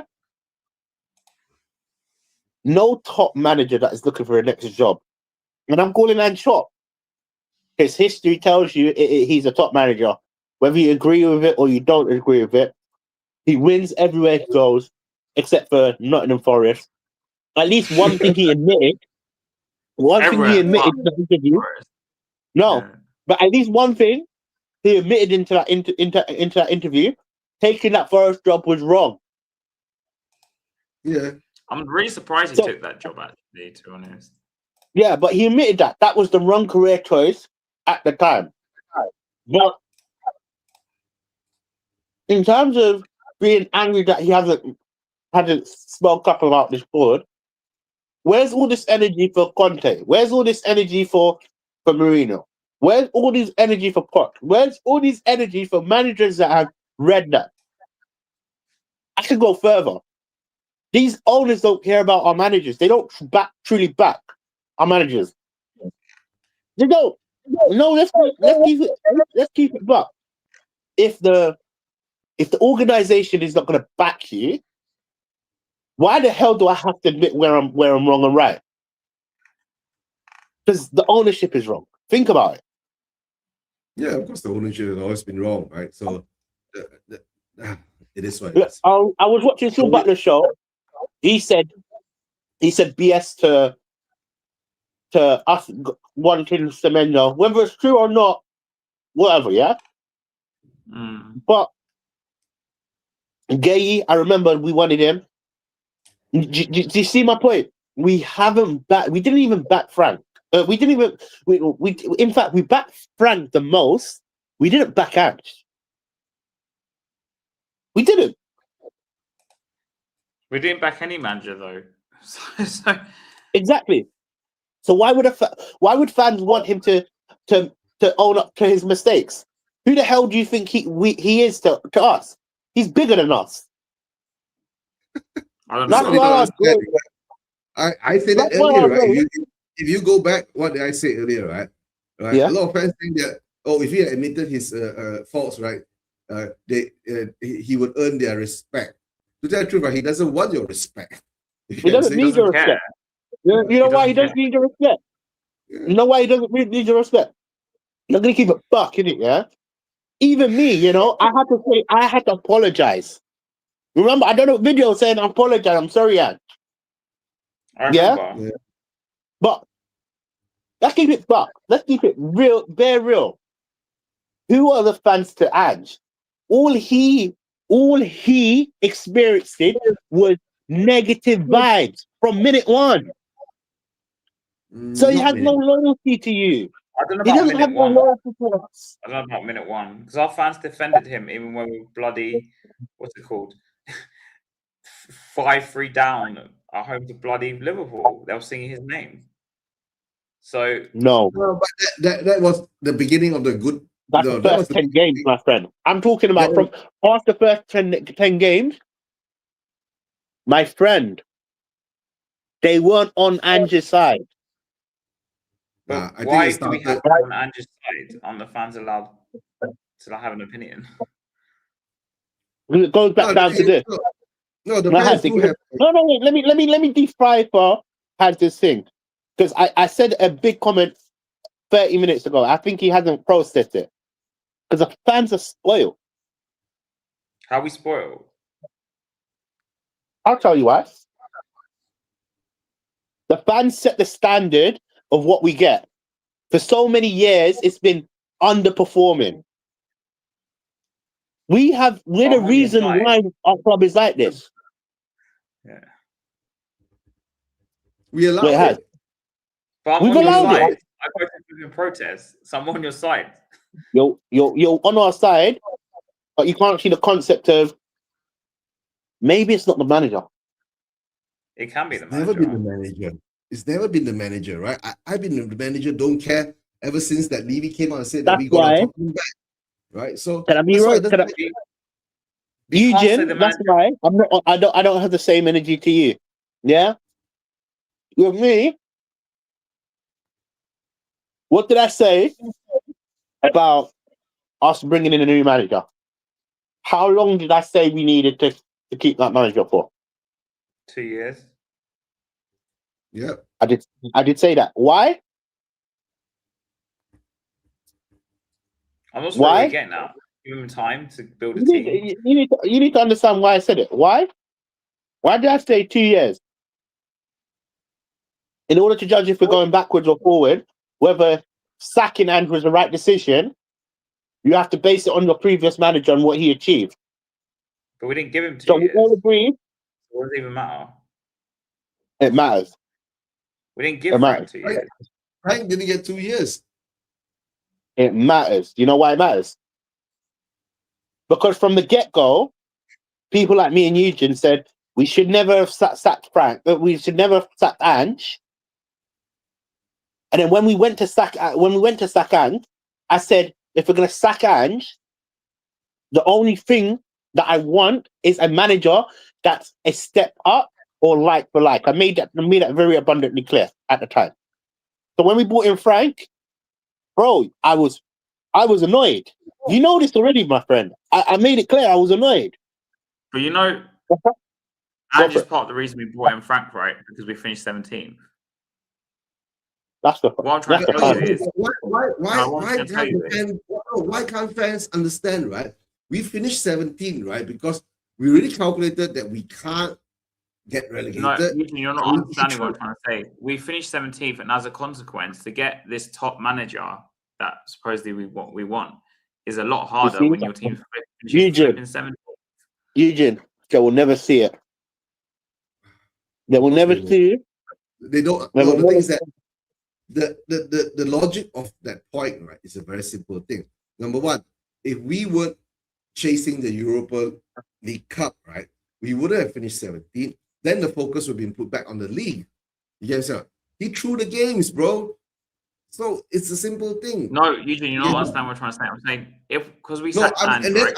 after he gets sacked, right? We are 17. No big manager or prime manager or winning manager wants to come and join us. I wouldn't want to go. But you know what they decide to do, yeah? Then we paid Frank, right? £8 million, right? £8 million per annum contract for how many years? 3 years or 4 years, right? And he was the third highest paid manager in the league. And he didn't even stay. He didn't even stay more than 6-7 months.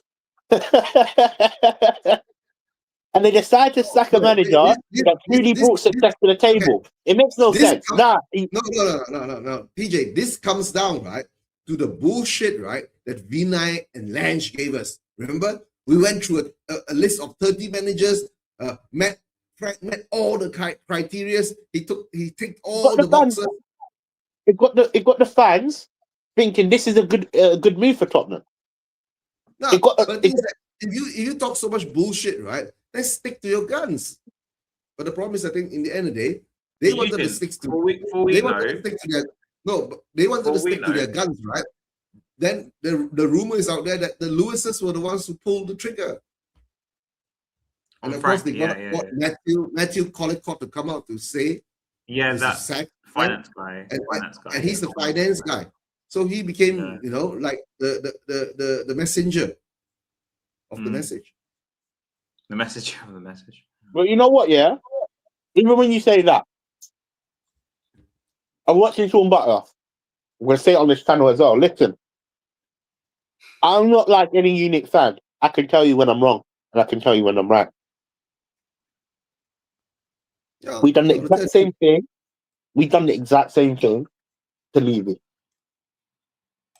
Now, to tell the truth, right? Levy. We done the exact same thing to Levy. You know why? I'm gonna say what I'm gonna say. Because Sean Butler is so right. So right. And even that last interview that Levy done, he said he spoke facts. I'm sorry. I'm not going flip-flop Levy and Levy out, yeah? Hear me out. I'm sorry, Levy. TJ Levy. Yeah. I'm sorry, Levy, for putting all the blame on you. You were always a part of the problem. Your time was up at Tottenham. Yeah. However, I now know you were just a puppeteer for the real problems at this club. Because he still did say, Levy still was a problem. Okay, no, hold on.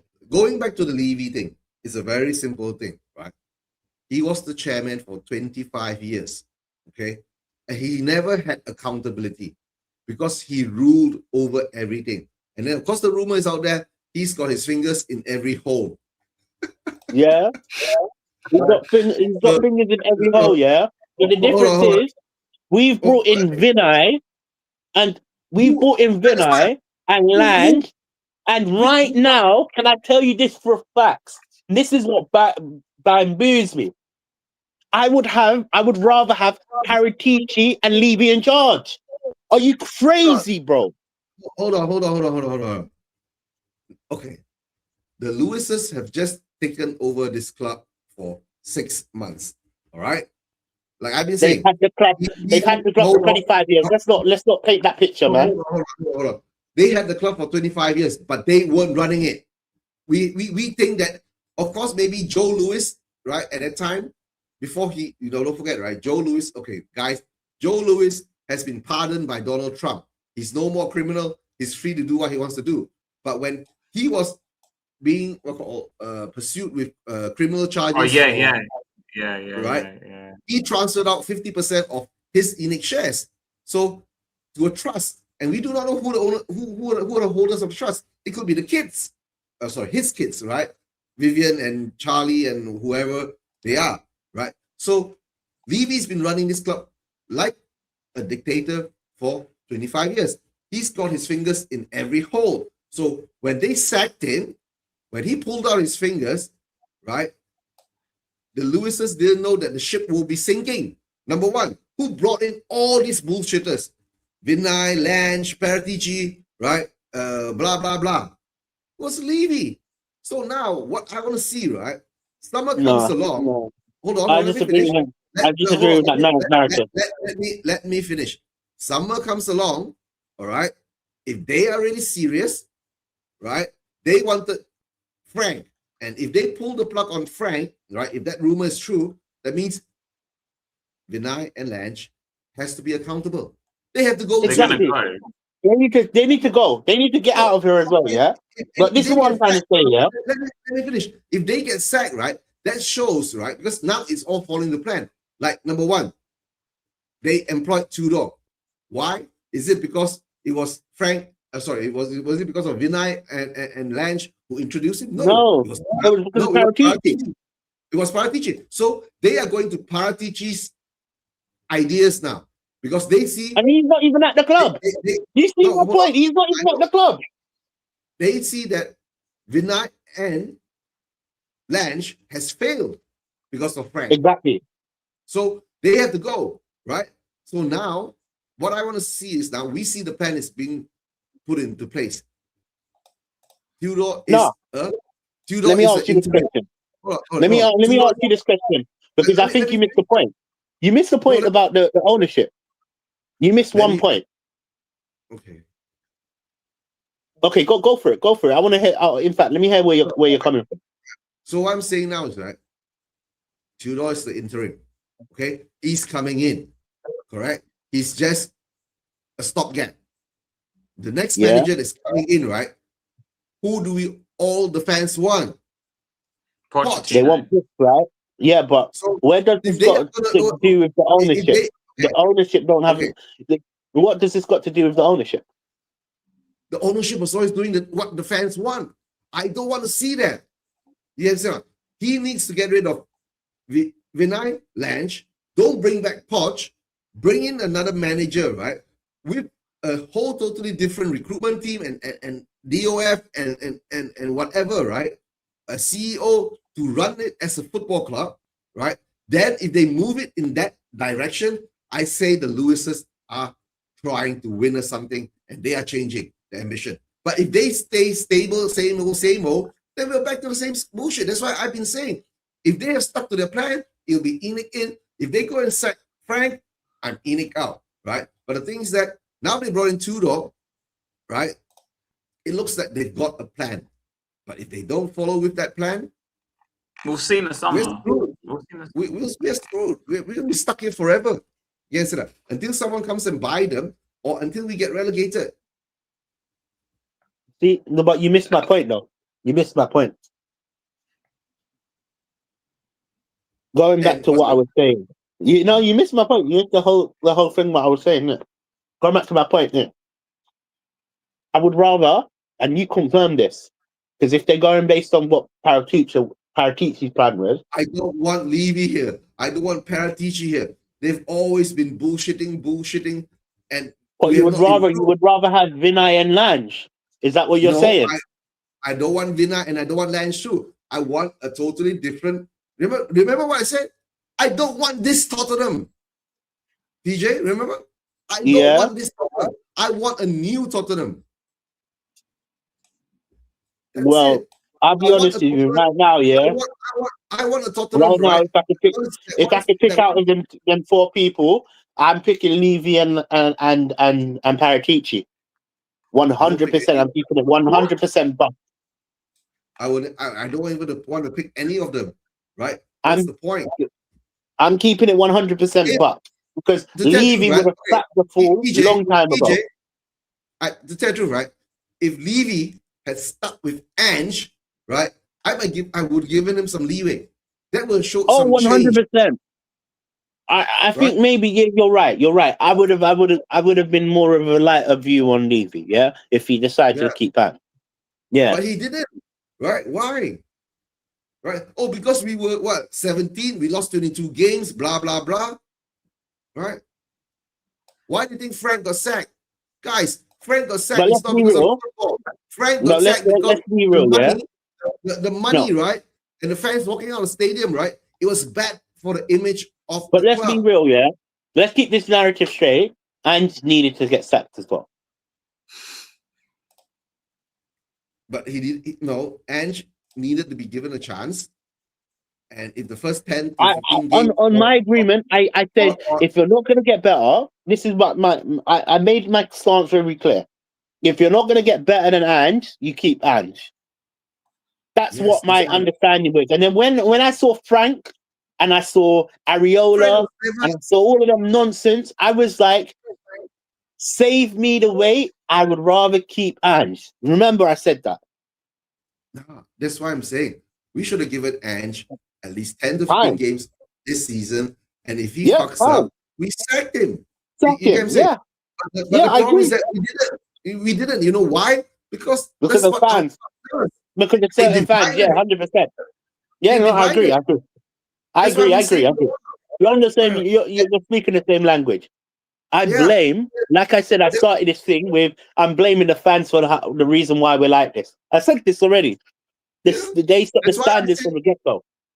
That's why I said go back and listen to my deluded pride rant, right? Our fan base are deluded in pride because they think going to the Champions League final and ending up losing, it's a good thing. It's good. Ending up Yeah, second, yeah. ending up You second know what in the true league. success it's a is? good Winning thing, cups. right? You know what true Yeah. success is, in my opinion? Winning Yeah. trophies. That's what success is. Yeah. Yeah, winning trophies. Right? I'm with you, and I want to win the Premier League, right? And maybe a And chance to let me win the make it Champions clear, League. yeah. Let me make it abundantly clear, yeah. Eugene, I think you speak my language, yeah. I think you speak my language. If Frank managed to win the Champions League, me and you would be Frank in. Yeah, of course. Not Frank in, right? Haz I'll will give be him a Frank out. chance. No, Haz will be I Frank don't out. give, no, I won't be What? Frank in or I won't be Frank in or Frank out. If he had won us the Champions League, right, I would give him a chance. Like I would have given Ange a chance. That's true, right? That's what I mean. That's what I mean by Frank in. I mean, like I would have given him a chance. I would have given him the next season to see what he could do. Yeah, 100%. I'm on the same basis as you. 110%. Right. Haz, You do realize that the quality of the Champions League is infinitely more better than the we quality said of this about the Europa League and League. all this. And we never believe, bro. Listen, believe. Sometimes you need to learn to believe. Believe in the cause. That's All right, what You're I not mean. getting the quality of the Europa League I'm gonna was believe. fucking shit. I'm gonna believe. The quality of the Wait, Europa hold on, League was fucking shit, man. We won from an own goal. It doesn't matter whether That's it's the fucking reality. shit or not. We won it. The reality is that we Exactly, won bro. it. You still won it. Why did you want? Like, they were okay. They weren't that great.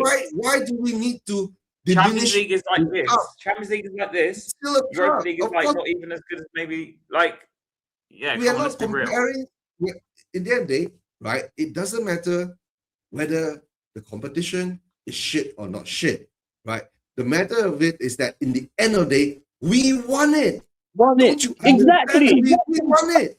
Right. If you want to compare, You know what history books?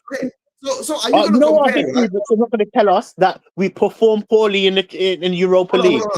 Hold on. Are we going to say that, right? When Leicester won the Premier League that season, right? The competition was shit. Yes, it was. It was. Nah. Yeah. See, this is where Chelsea were in turmoil. United were in turmoil. Okay. Yeah. And why didn't we win it? Why didn't we win it? Yeah, why didn't we win? Why didn't we win it? Why didn't we win it? It was that shit, right? Why didn't we win it? Because we're bottle jobs, and we didn't buy in January. So now, when we win the Europa League trophy, right? Will we bottle jobs? Well, we just won it with an own goal. Eugene, I love you, man. You know what? Look, Eugene, this is the representation of our fan base. 100%. We will never. I can't lie to you. That's what I'm saying. Haz, I would love you to watch this back there for educational purposes, because this is where we differ in opinion. Like I'm in universal agreement with Eugene. I'm 100. There's nothing more I can say. He's spitting facts. The whole concept of football is just winning trophies. Yes, but if you want to win the big trophies, you can't go. Bro, we can't win the big trophies because we can't win the big trophies, right? Because we don't have the ambition to win the big trophies. Right? All right, cool. Hear me out, yeah. He said, "I want to win the Premier League. I want to win the Champions League." We weren't going to win the Premier League and Champions League this way. We're not going to jump from 17th to 1st in one season. I'm sorry, it's just not realistic. I never said one season. Don't defraud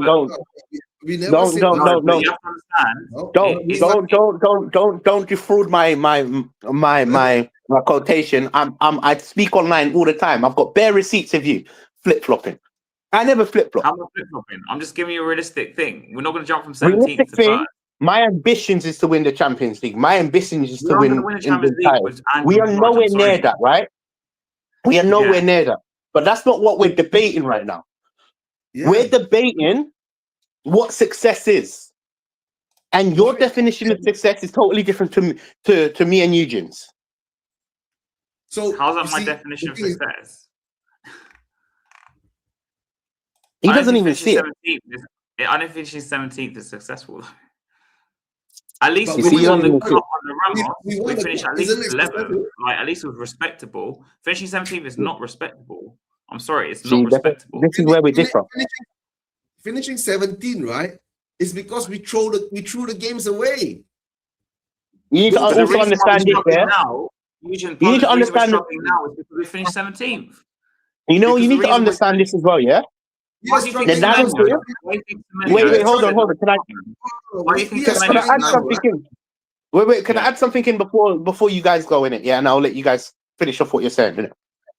The narrative between with this cup is so wrong as well.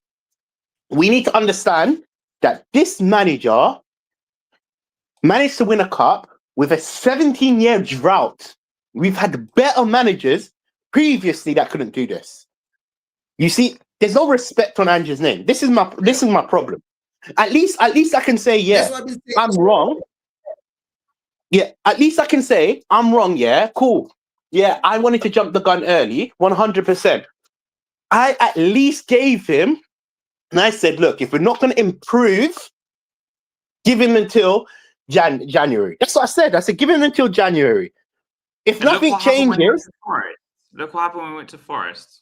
it's different. He was at Tottenham for 2 years. The first season he was 6. He finished 6. When he lost Kane. Come on, Yeah. Harry. He never had Kane. different. He never had Hold on, Harry hold When Kane. he lost Kane. He never had Hold Harry on. Kane. He didn't lose. Yeah, He never had exactly. it. And he's the only manager that managed to finish 6 under the previous season. 17th. And we won a man. trophy, my friend. And it put us back into the Champions League. Not only that, if we managed to take over that Super Cup, I could say we would have won the Super Cup. No, But I don't that- think we would have won the Super Cup with Ange in charge. We would Oh, have you won know- the Super Cup with Ange. We would have smashed PSG See, 5-0. if Ange was in the there. first half. You need to Yeah. understand. You know why? PSG was not even playing. Damien, exactly. What Eugene, man. I'm sorry, we would not have won that game Guys, with guys, Ange in charge. I'm it's sorry. pointless to say whether if or not.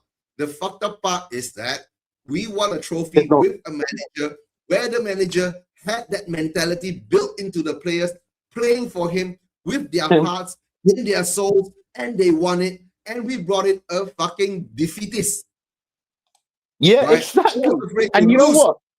You know what? We won a trophy, and it's been 17 years since we've lifted actual silverware.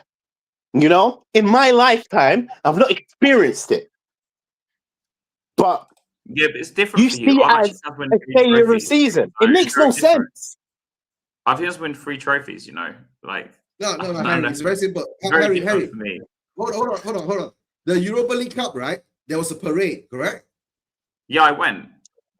Yeah, you went. I still wanted Ange If you out. were so I still wanted different- Ange out. No. Hold on. If you have felt, right, that cup was so easy, so diminished, so pointless, why did you go? 17 years old. 17, Wanted to stay no, out. you know what it is? 17 years without no. experiencing that trophy list.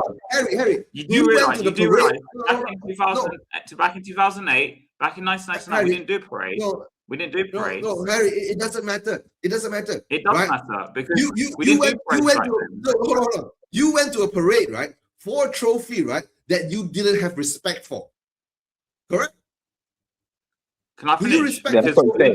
That's what he Hold said. on. That's exactly what he said. Did we have a parade in No, 1999? hold on. I don't Did care. we I have a don't parade care in about. 1999? No. Did we have a parade It in doesn't matter. 2008?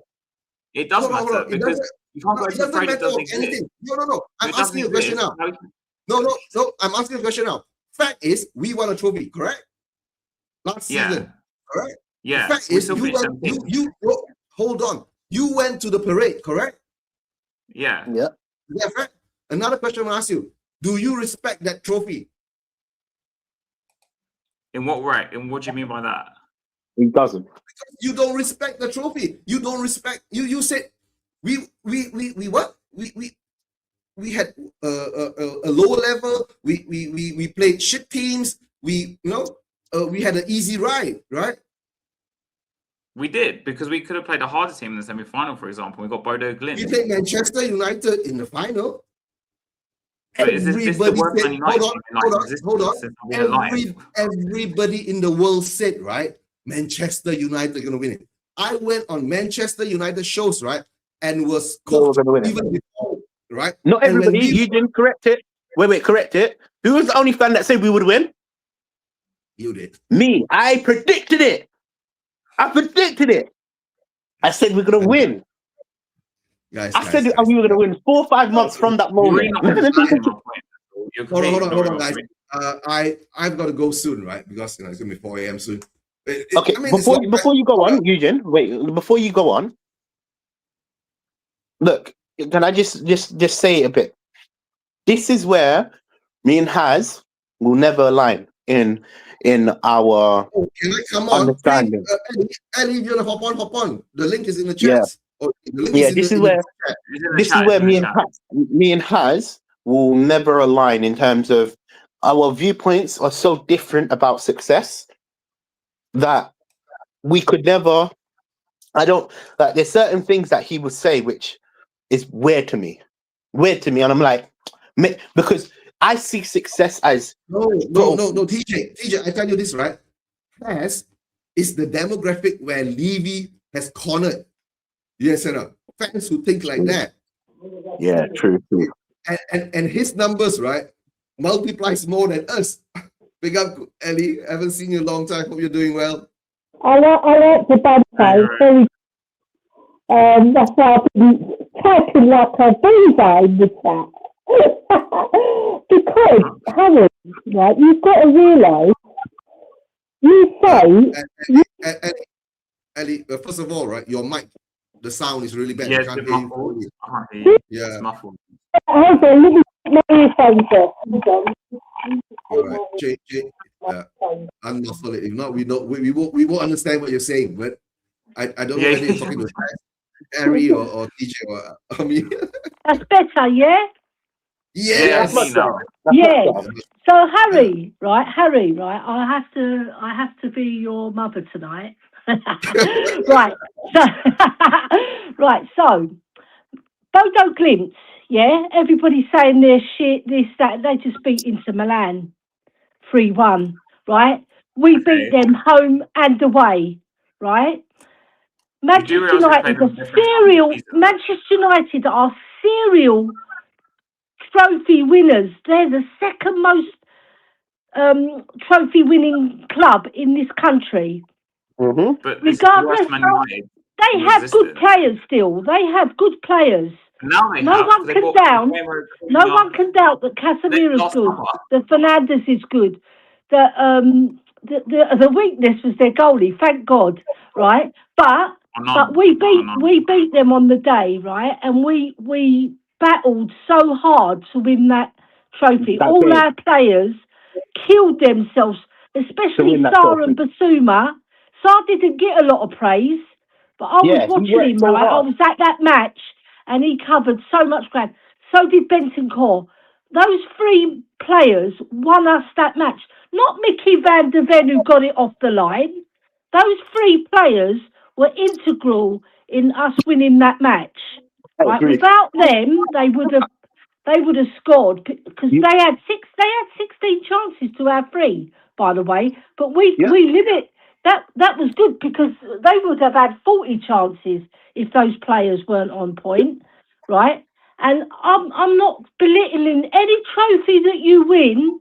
Never belittle it, because what our club does, they do belittle it. The owners, right? Because they never build from either a trophy or a not a trophy season. When was the last time we built anything? When did we build something at our club? Never. In my lifetime, only under Bill Nicholson. That's it, right? But I was very young, so I can't remember, because I was only 5 when we won the FA Cup in 1967, right? And then in the 70s, I was a little bit older, and then when the 80s come with Keith Birkinshaw, we were a fabulous team then, right? And then the 90s come and we dropped off. But we don't build.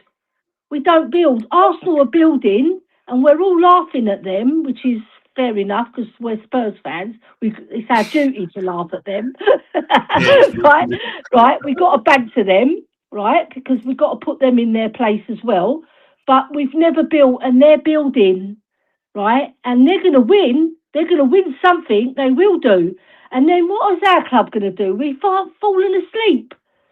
While Again, Arsenal were growing, This is the problem. Wait, before you go on, all the Arsenal fans I speak to do not said to me, if Arteta doesn't win the Premier League or the Champions League, they want him gone.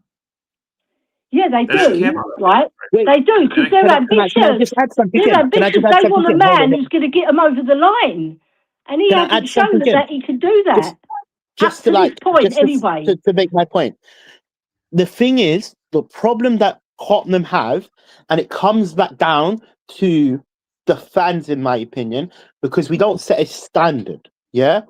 If we don't set a bar, we will never be a successful club. We need to want to win trophies in order for us to win trophies, right? You have to believe in it, you know. And as you know this about me, I'm big in belief, big in optimism, being positive. It's the walks of life, in my opinion. You need to want to believe in it so you can actually win it. Yeah, but TJ, can I just interject there? Just 1 second, right? We can believe all we want, right? We can believe all we want, right? But the owners are the ones that are making the decisions, not us. 100%, I agree. We love our club. We want us to be ambitious. No, but this is where I interject. This is where I interject. We buy the best players and pay them the top dollar. But this is where I interject. 100%. The owners don't have the true ambition as the fans, right? But see, this is where we go wrong. If the owners don't have true ambitions like fans, like I want to win the title, I want to win the Champions League. It might be unrealistic to say it now, but that's my future goals, right? If the ownership don't have that ambition, the narrative around the club should change. We need to start calling it out for what it is. And you see, look, I go to protests every single protest. Yeah. The last protest that me and Haz went to, it was only us two protesting. For true change, you need to set standards as a fan base. The standard should be, this is not acceptable. We've fallen below par. Below our standards. We want us to be challenging. And I know us to make more noise. 100%. Action and noise, right? That's my thing. It built up with the time for change, right? But I don't want time for change. I want them out. 100%. Right? So because they're not ambitious. And they've shown for 25 years their ambition has been very low. But you know what? Wait, can I add something, Eugene? I know you're going to leave. You're looking to end off, innit? Just one thing, innit? Yeah. They want they want change, right? But see, the owners clearly are happy with finishing mediocre. They don't care about trophies. And look, this is what ends up happening. It kind of sleeps into fans because look, listen, I love you, my bro, 100%. But today I disagree with everything you said. Yeah, every single thing you said. The fact that I'm just using you as an example, will smug the Europa League trophy and be like, yeah, but it's not good. That's based on the ownership. The ownership truly don't have no ambition. You're a paying customer. You're paying for what you get. You're happy that it's like this. That's how I see it. But Eugene, go on. Again, I think you're misunderstanding my point, but anyway. I understand. No, we understand your point clearly. But what we are saying is that, right, we should put a little bit more respect on that trophy and a little bit more respect on the name of the person that won this trophy. But the problem is that at this moment in time, it's okay because you all will need time to understand. Simmer into it. It doesn't matter. One day Ramos won a trophy in 2008. It was 17 years ago, right? Now we've not won any trophy. You know, like the Simpsons, where they come out. We can put that out, right? We have not won a trophy in 1 year. Yes, right. Arsenal has not won a trophy in 5 years. Yes, we are there. But the thing is that slowly you will understand, winning a trophy builds winning mentality. Our fan base needs to understand that. At this moment, if we are fighting among ourselves about winning a trophy, guys, right? We are fighting among ourselves about winning a trophy. So that's the sad part about it. That's why I've been saying from day one this season, right? We are so sad in the sense that, number one, the protest that Harry and TJ went to, right? That broke my heart. That's why I became Enoch in, because nobody fucking cares anymore. Let's not just join the band, right? Right. What I'm talking about, the fans. It leaks down to the fans. See, it broke your heart. It leaks down to the fans. The way Haz is talking, it's leaked down to his mindset. And I agree, Eugene. The worst part is that it doesn't. How you say? No matter how bad, when we first protest, remember before Change for Tottenham came along, at least the people showed up, right? Even if it was 2%, 4%, 5%, 10 people, half naked man running around, right? The rabbi, right? Yeah, I remember that one. I respected that. But when you do a protest and nobody turns up and the people are hiding, what the fuck? That's what broke my heart, right? And Change for Tottenham should be ashamed for that. Why are you so ashamed? If you want to do something, don't hide. Okay, guys. Yeah, but also, Eugene, can I just say something, right? Right, so Ange Postecoglou done that interview on the Overlap, didn't he? Right, and all the Ange haters are slating him for wanting better for our club, because he blatantly said, right, he wanted X and X and X player. Don't matter what their names are. He wanted them, right? And what did the club get him? Solanke and 3 kids. So how do you expect him to challenge in the second season? Right? Obviously, he shouldn't have finished 7th. That goes without 17th. Sorry, that goes without saying. All right, but he said I wanted these players and. The club is not a big club. They don't think big, right? So they left him short. Look, this Pep Guardiola, if you gave him Solanke and 3 kids, he's not standing for that. Yeah. He commands respect, and Ange wanted the same respect, right? And he didn't get it from the club. And then they sacked him. Oh, that's what I'm saying, right? In the list of the managers that we've been through in the past 5 or 6 years, right? From Jose to Conte, right? None of them. Jose was a serial winner. Conte was another. He was sacked before a final, though, Jose. He was sacked before a final. Yeah, that's why. Why did they sack him? Because what did we do? We sacked him. That's Levy's fault, right? Club. And that comes back when TJ said he would. He could have won that final. He could have won that final. I reckon he would have won it. He would have, because he's got mentality. But guys, that was could have, would have, or whatever, but it didn't happen. So now we've got that trophy. Somehow or another, I'm saying we must put more respect on the trophy to love what we've done. That's all. But guys, I got to make 4 trophies, Eugene. 4 trophies only in to go for. The Champions League, the Europa Cup, the League Cup and the FA Cup. And then there's the league title. So there's 5. All right? But if we don't back up our ideas and get rid of these owners have shown that they haven't got ambition. Because look what they did to Poch. Look what they did to Conte. Look what they did to Harry. Look what they did to Ange. All our managers they've done it to. So there's a serial pattern here that they don't build. They don't build for the managers. And then we slate off the managers because they're not doing well. I know we've had 3 over the past 3 seasons. We've had freak injuries as well, massive injuries that have decimated our squad. You might as well just eat on the stream. Mate, I gotta go, guys. All right, Eugene. I gotta go. I got one more thing. I like your passion, Eugene. I love your passion. I got one more thing to say. It's a very simple thing, right? We protested for Levy out, and we believe Levy will be out. Now we're going to protest against Enoch out, and we have to believe that Enoch will be out. That's all. Right, guys. Thank you. Don't forget, guys, please subscribe to HAZSPUR TV, Into Spurs and Spurs Vision TV, and Queen Ellie. Whenever you see her, please give her a thumbs up. Right, guys? Yeah. It's 4 a.m. here. I need to go and get my sahur and start my fast soon. All right, guys, take care. Yeah. All right, take care. You could, guys, check out my TikTok. It's really funny. I've done some really funny. I do post them to you guys. Yeah, I've been watching it. Yeah, it's good. I love my TikTok because it keeps me bantering the Arsenal because we're playing them as well. So it's like that week a whole week or 2 weeks of bantering, right? Yeah, So yeah, my TikTok is at Queen Ellie Coys. So anybody who wants to check it out, please do. Yeah. No, you know what? Look, definitely check out the TikTok in it, and subscribe to all of our channels. But can I be honest with you? Yeah, look, for me, 100%, I'm in the understanding of the owners are to blame for all of this, but it's also the fans as well. For me, we have to have a standard. There needs to be a standard where we say enough is enough. This is not good enough, you know.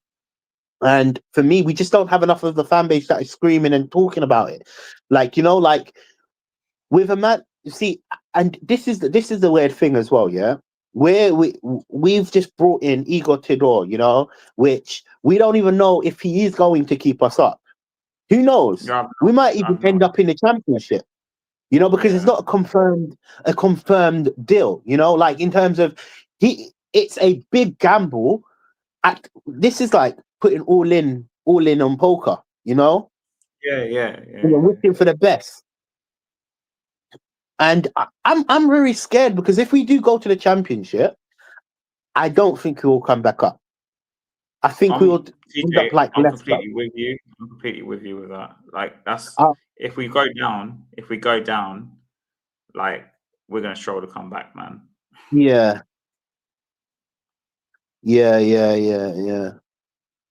Now, bro, today you had some different opinions, man. Yeah. What I'm trying to say to you is, explain. Okay, wait. Before you go on, explain it to me in a different way, so maybe I can grasp the concept. Because right now, bro, nothing's aligning with what I believe in. Nothing is aligning from what, and it's weird because usually you be on agreement to certain things. But yeah, explain to me what you're trying to. In my opinion, if you want to win the big stuff, like the really big trophies, you can't be finishing 17th, man. Like, and I would have given Ange a chance if we finished like, even if it was like 13th or something, or 12th, 11th, because I know the guy can, like, that's a respectable position. Yeah, the fact that we finished so low with 22 league losses as well, 22, like that is almost. I mean, if you lost 12 more games, that's all the games really. But like for me, like for example with Ramos, I was prepared to give him time because he finished 11th, right? So I was like, can you pause that thought and then say that thought after? Can I just reply to what you've just said before that? What, the 17th thing? No, you were saying 17th, and then you were saying if we want to win the biggest honors, finishing 17th is not whatever. But I'm not saying we're gonna chat. Like if Ange stayed next season, we're going to challenge next season. I never said that. I don't think. Again, I can only talk about myself. But Eugene, I believe Eugene on the same understanding of me. I can't remember, or I wasn't aware of him saying anything on the lines of us challenging or winning a title the next season. You forget though, that right there takes time, right? You forget Ange said last season. You forget Ange said last season he wanted to challenge 100%. But that's ambition. But wait, okay, we're missing the understandings of what his standards are and what he's setting for reality. Yeah. So you can set a standard. It's like, cool. I hold myself accountable that I win. Example, Ange said this. There's a lot of things that he said wrong, that he got wrong. I'm not saying he's gospel, but what I'm trying to say is Ange said this. He said, I always win in my second season. He did say that. He made that claim and he won in his second season. Yeah. He also said stuff like this. I want to win the title. That's the same thing that I'm saying. I want to win the title as well. Yeah. But I'm not saying we're going to win the title tomorrow. I'm not saying we're going to win it next year. That title talk is my true ambition of Tottenham. If he set the high standard, you can't beat someone down if he sets a high standard for Tottenham. I believe in like realistic goals. Like if he said something like, "Oh, we can," what was it? not win the title. Say he said, because obviously bear in mind the season before we finished 5th, yeah? Yeah. If he said something like, we're going to make the Champions League or something, I'd be like, okay, that's realistic because we finished 5th the season before. Because if I'm honest with you, when I look at Arsenal, for example, with Arteta, and that their first title challenged in 2023 or 22? Yeah. I don't think Arteta even thought they were going to be in that position. And the same with Poch when we challenged in that Leicester season. So I don't think we really challenged the title, where we were. I don't think he really went into that season thinking we're going to challenge for the title. It kind of just happened. And obviously, if he came out and said that, I'd be like, okay, this guy has got his head screwed on. Can I pause you for a minute? You said something really key in it, because you have to tackle this conversation literal for word. The reason being, if you don't tackle your mindset, you will never. You're talking about a mindset, I'm going to be honest with you. This discussion is about Ange is ambitious about where he wants to be, whether it's at Tottenham, whether it's at Nottingham Forest, whether it's at Barcelona, whether it's at Man City. He wants to win a title. His ambition is he set that goal, right? Which I'm all for. I want to hear my manager saying we can win a title, right? I want to hear the same way Pochettino set his ambitions. Well, the Europa League, look, in his last interview, the Europa League is nowhere where I want to see Tottenham. That's what he said. He said that. Now, Pochettino coming in. But that's basing it on his previous experience at Spurs when we were like 2nd, 3rd, 4th. You know what I mean? Yeah. No, but what it's also doing. I was thinking, do you know what Tottenham you're walking into? Exactly, but I don't think no fan is going to think we're going to be winning the Champions League or title when he comes in. If there are fans like that, I mean, TJ, you'd be surprised. Yeah, if there are fans like that, then I don't know. I can't have an educated conversation with them. But realistically, Pochettino has set a goal. He said Europa League is not where what I see for Tottenham. Tottenham should be winning better honours or something like that. And he's right. The same way Ange said, I want to win a title. 100%. The same way Mourinho and Conte said, this is the standard that I set. They're right. They can have their ambition. That don't mean they're going to do it in the next season. Now, this is where me and you differ. You also said, oh shit, now I was dissecting every single word you said. Huh? I remember what I was saying. Yeah? Oh. You were happy. This is where we differ. You were happy with the appointment of Frank. And we all, let's be honest with you, we only see based on what we heard and what we want, right?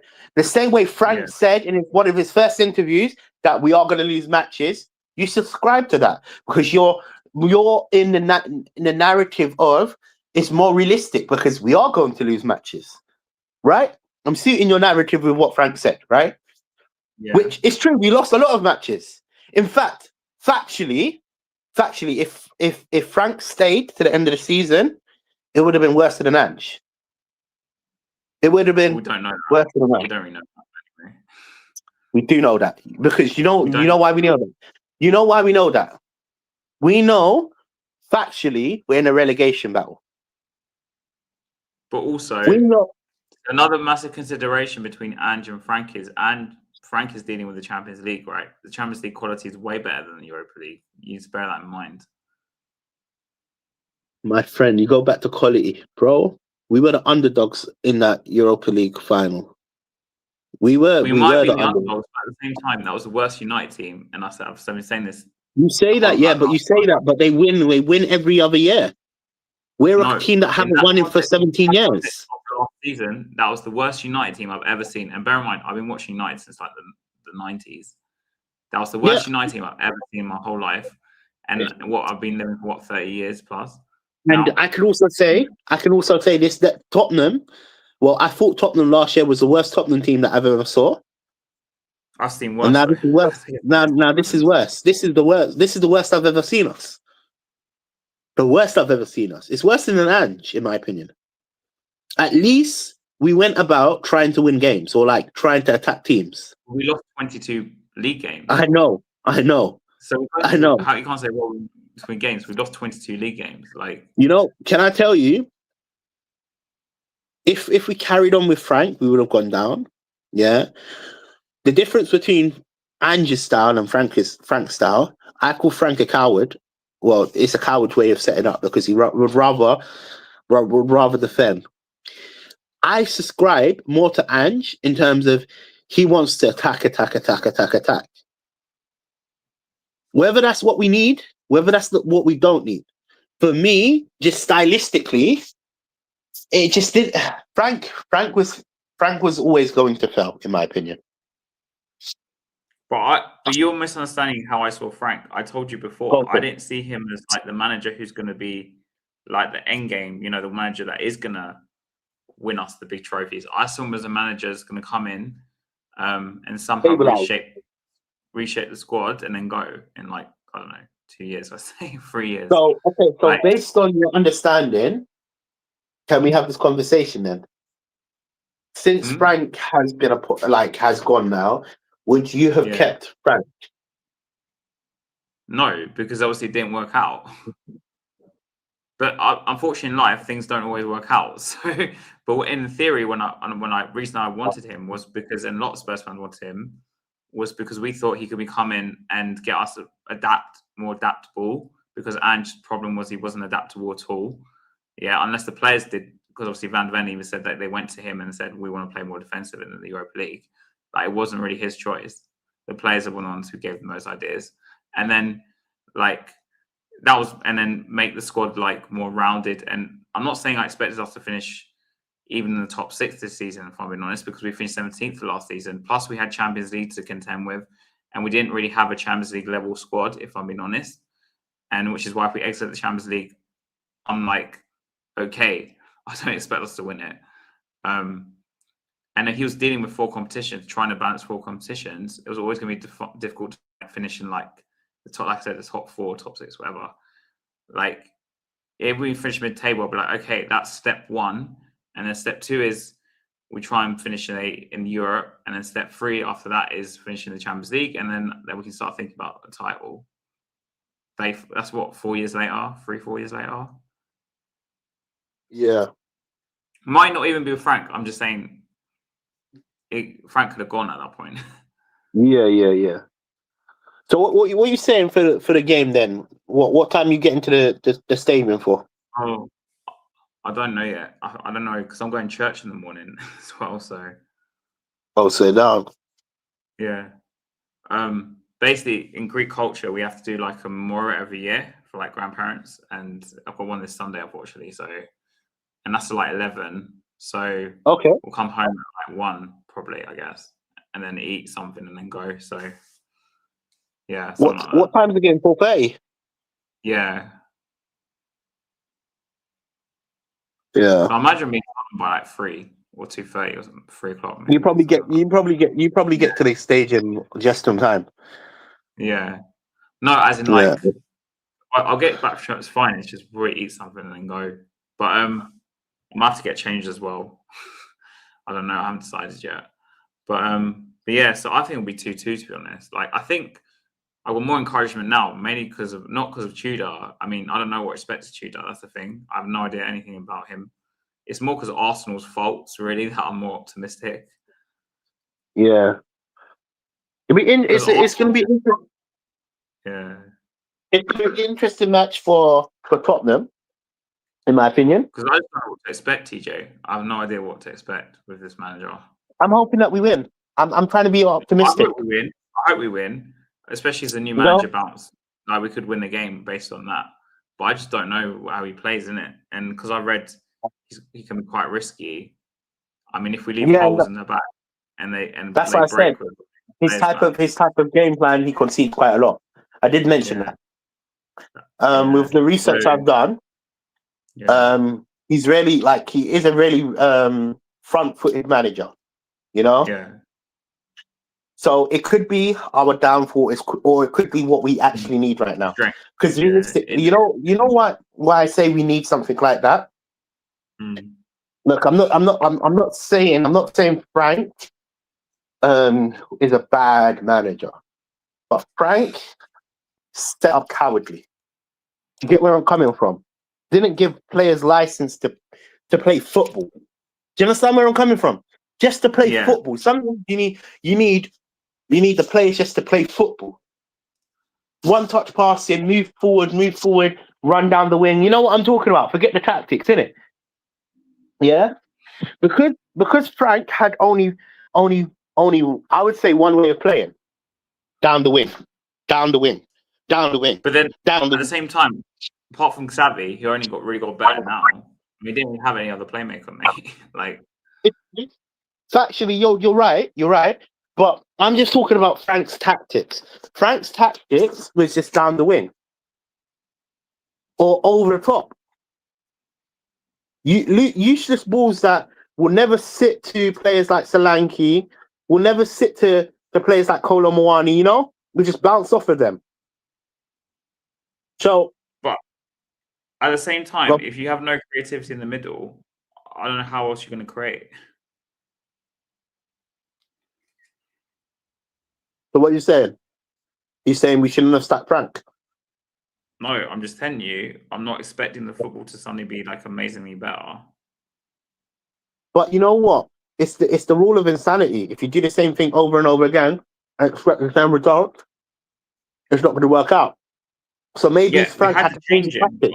My opinion of Frank not working out is not to do with the tactics exactly. Mine's to do with the fact that he didn't have good relationships with the players. Like, he clearly isn't good in that respect. Like, you know, Redknapp, a lot of people didn't like Redknapp because his tactics weren't very good. But his advantages, like with everything that's trade-offs, his advantage with Redknapp was he was an amazing man manager. Like, he was probably one of the best man managers in the league at the time. Like, every player loved him. Modric actually stayed at Spurs, even though Levy wouldn't sell him to Chelsea because of Redknapp. Otherwise, he would have gone on strike. Yeah. The trade-off with Redknapp was he would play the same team all the time. The players got tired near the end of the season. And also, tactically, I know a lot of people I was friends with at the time said, oh, he's not that great tactically. We're winning games because we just have quality players, basically. Like with Poch, he was great with the players, and I would say he was quite good tactically, but he would struggle in games where the big games, like the really big games, wouldn't always get good results. I remember the Poch. Like, this is where I actually disagree with this one point of Frank, but Frank tactically was so poor. Tactically, he was poor. He only had one way of playing. But I'm telling you, he's playing that way for a reason, because we have no playmaker. I don't buy that bullshit, man. If you don't have a playmaker, you get paid the second highest manager, and you don't have a second option, a second way of playing. Are you sitting here and telling me that this guy is getting the big bucks for him to play only one style but not change that style? But also at the same time, Spurs fans were slating our attackers all season, saying they're rubbish. How are we expecting us to score so many goals if our attackers aren't that great? Like, we were missing Maddison. Like, if we had Maddison and Kulusevski in the team or in the squad during this time period, and he wasn't doing anything different, or he wasn't being more attacking, I'd be more on your side with it. But I mean, like, Maddison's our best playmaker. He's got Premier League experience. Can I tell you what you sound like? And I don't want to put words in your mouth, but you sound more of a Frank in than a Frank out. Well, yeah, but my belief why it didn't work out is not to do with the tactics. It's to do with his relationship with the players, which clearly what I'm trying to say to you is Redknapp had really good man management, right? But his tactics were very suspect. But then Frank, I think he has got a lot of tactical knowledge, but his player relations, if that's what I say it, is not very good. Like, maybe he didn't connect with the players. But my understanding of Frank is his tactics was not working. Simply, he didn't change it up. And yeah, you might be right, the players wasn't there. but there are always other ways to play, in my opinion. He was meant to be a tactical genius. That's what a lot of people sold me on. He played the same thing over and over again. But again, and like I said to you, we wasn't didn't have a working. playmaker. I don't know what you're expecting him to do. But even when we didn't have the players, like when we had Kudus and all of that, it was the same shit. What do you mean? Kudus isn't a playmaker. He's a winger. So you're saying his style only leads to a playmaker. We needed a playmaker in order for Frank to change a lot of like, if you want to see a drastic change in the way we played, I think you needed like a ball playing midfielder, like a playmaker. Problem with Xavi is you could argue he was that player, but you know how me and you feel about Xavi. I don't think he's fit for the Premier League. I still have a couple question marks over it. And only recently I've seen him settle into England, really, in my opinion, and see him like be creative. But a lot of the times he was muscled off the ball. He was, I mean. Yeah. So like for me, like if we say we signed Eze instead of Xavi, right? I'd be way more on your side and be like, he must be getting more out of Eze than what we were seeing out of Xavi, for example, yeah? Because Eze's got Premier League experience. He can also play wide and come inside. Like, he's got Eze's got, madness in it, or Gibbs White. But with Xavi, man, I've only really seen him recently play really that well, to be honest. Like Redknapp had Modric, Van der Vaart. Like, that's way different. That level was way different to what we have now, like way higher. And like obviously Poch had Dembele, who just was basically just didn't ever lose the ball. Wanyama, because he had Harry Kane and Son, whatever. Like we had a lot of the players that Poch made better were already there. And I know he added obviously Alderweireld and Trippier was like a squad player, and Dele later on, which was kind of lucky signing for those 2 years. But he had way quality players than we have now. And I hope Tudor fixes it around, but we'll just have to see, really. I don't know what kind of football it's the question is, Tudor is taking over from Frank. If we're creating clear-cut chances and we're playing better football, are we going to say Frank didn't have the players, or are we going to say Frank's tactically not good enough? Was not good enough. I just want to understand that point. But what do you mean by better football? You're basing Frank's tenure on him not having a creative player. No, I'm not basing it on just that. I said he doesn't have good player relations either. So even if he wanted to, that's a part.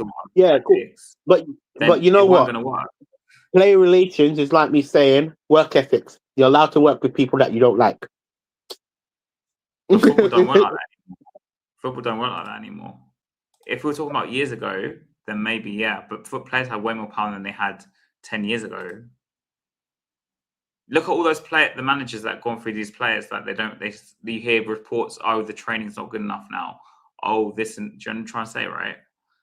Mm-hmm. The training's boring. We don't like. Do you know what I mean? So a lot of the players turned on these managers as well. Like in the past, I believe that's a problem. Player power is definitely a problem. If we're talking about back in the day, I'd actually have and I do agree that a lot of them didn't respect him, but that's like player relations, So but that was my issue. But you're going back onto my issue. How long is that going to last? No. But I agree. I'm totally on agreement of what you're saying. Player power is a massive thing. And I said if you're going to sack Ange, you need to be careful because the players like Ange, right? I did say that.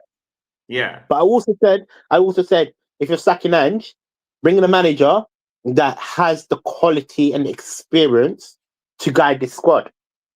And we brought in Frank. I saw that from a mile away. I saw it from a mile away. I knew it wasn't going to work. Well, obviously it didn't work out. But what I'm saying is my argument why it didn't work out is not because he's not a good tactically manager. It's because he's just not good with the players. I actually think he's not a good tactically manager in terms of managing the big six side. he sets up cowardly. He would rather defend instead of attack, in my opinion. And when you're at home, you don't want your home stadium feeling like an away fixture. It'd be different if we went to an away fixture and we sat back. Understandable, but sitting back at home and playing the type of football that you're playing is tactically wrong as well, in my opinion. Look, I'm not no tactician. I'm not no coach, innit? Yeah, that's why we leave it to people like Stel to decipher all of this nonsense. Yeah, we leave it to people like Stel because he will have an abundant opinion. But I can, hands on heart, I believe he will agree with me. I don't think. But there is a bias though, because you didn't want Frank though. You have to like, do you know what I mean? So we're always going to have a bias because I didn't want Frank. Have a bias. No. Okay, let me make something clear. Hold on, before you slander my reputation. You're about to say something. Say something that I didn't want Frank, but at the time I knew he was a decent manager. The reason why I didn't want Frank, not because I was in love with Ange. Just want to make that clear. I wanted a manager to take us to the next step. What I mean by the next step, I mean, we've just won a Europa League. We're in the Super Cup next year. Everything was going for us. Think about it. Just think about it in that perspective, yeah? Yeah, obviously, behind closed doors, the negative things is 22 losses and all of this and all that, right? Yeah? But if Ange was going to get sacked, cool. The next manager needs to demand respect, needs to install ambition. You see how Poch says, if we installed Poch when Frank, before Frank, Yeah. And that overlap interview came out, yeah? And he said, the Europa League, I want Tottenham to win. They should be winning better honours and all of this and all that. Yeah, if you watch what Poch said in that interview, I'm just paraphrasing. Paraphrasing. I'm on the right paraphrase. Yeah, cool. But he was saying, I expect the Europa League is good, but I expect better. I would love. That's a step in a right direction by speaking. We can also say, now Poch has gone away. He's won a title at France. We can consider if it's big or bad or small, if it's worth talking about. But he's gone away and won some silverware. So it's a manager that has silverware in his background. Yeah. The reason why I wanted Glasner, he's won the Europa League. He won the FA Cup. He has proven to be a winner. At the time, yeah. I wanted a proven winner, someone that can come into the dressing room and be like, "Yeah, you've won that, but I want you guys to lead to this." That's what true ambition is. Be it having goals, go for it. But then a manager could see that where we finished 17th and think it's a bad deal. Like, no, do you know what I mean? You know why?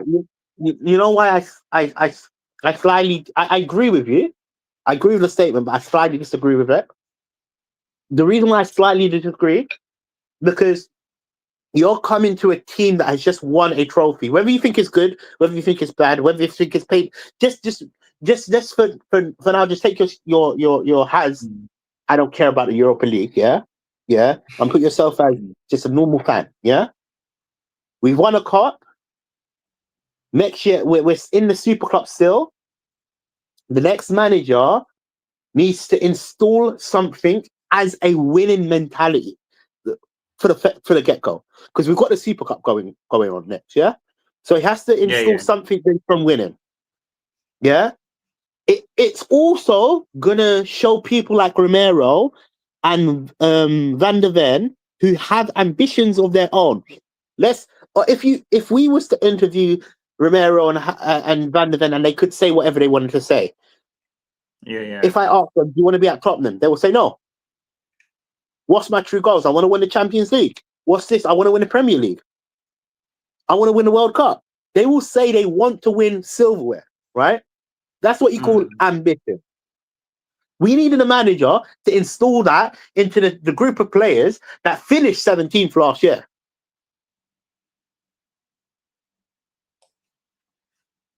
Yeah, but where are you going to find that manager?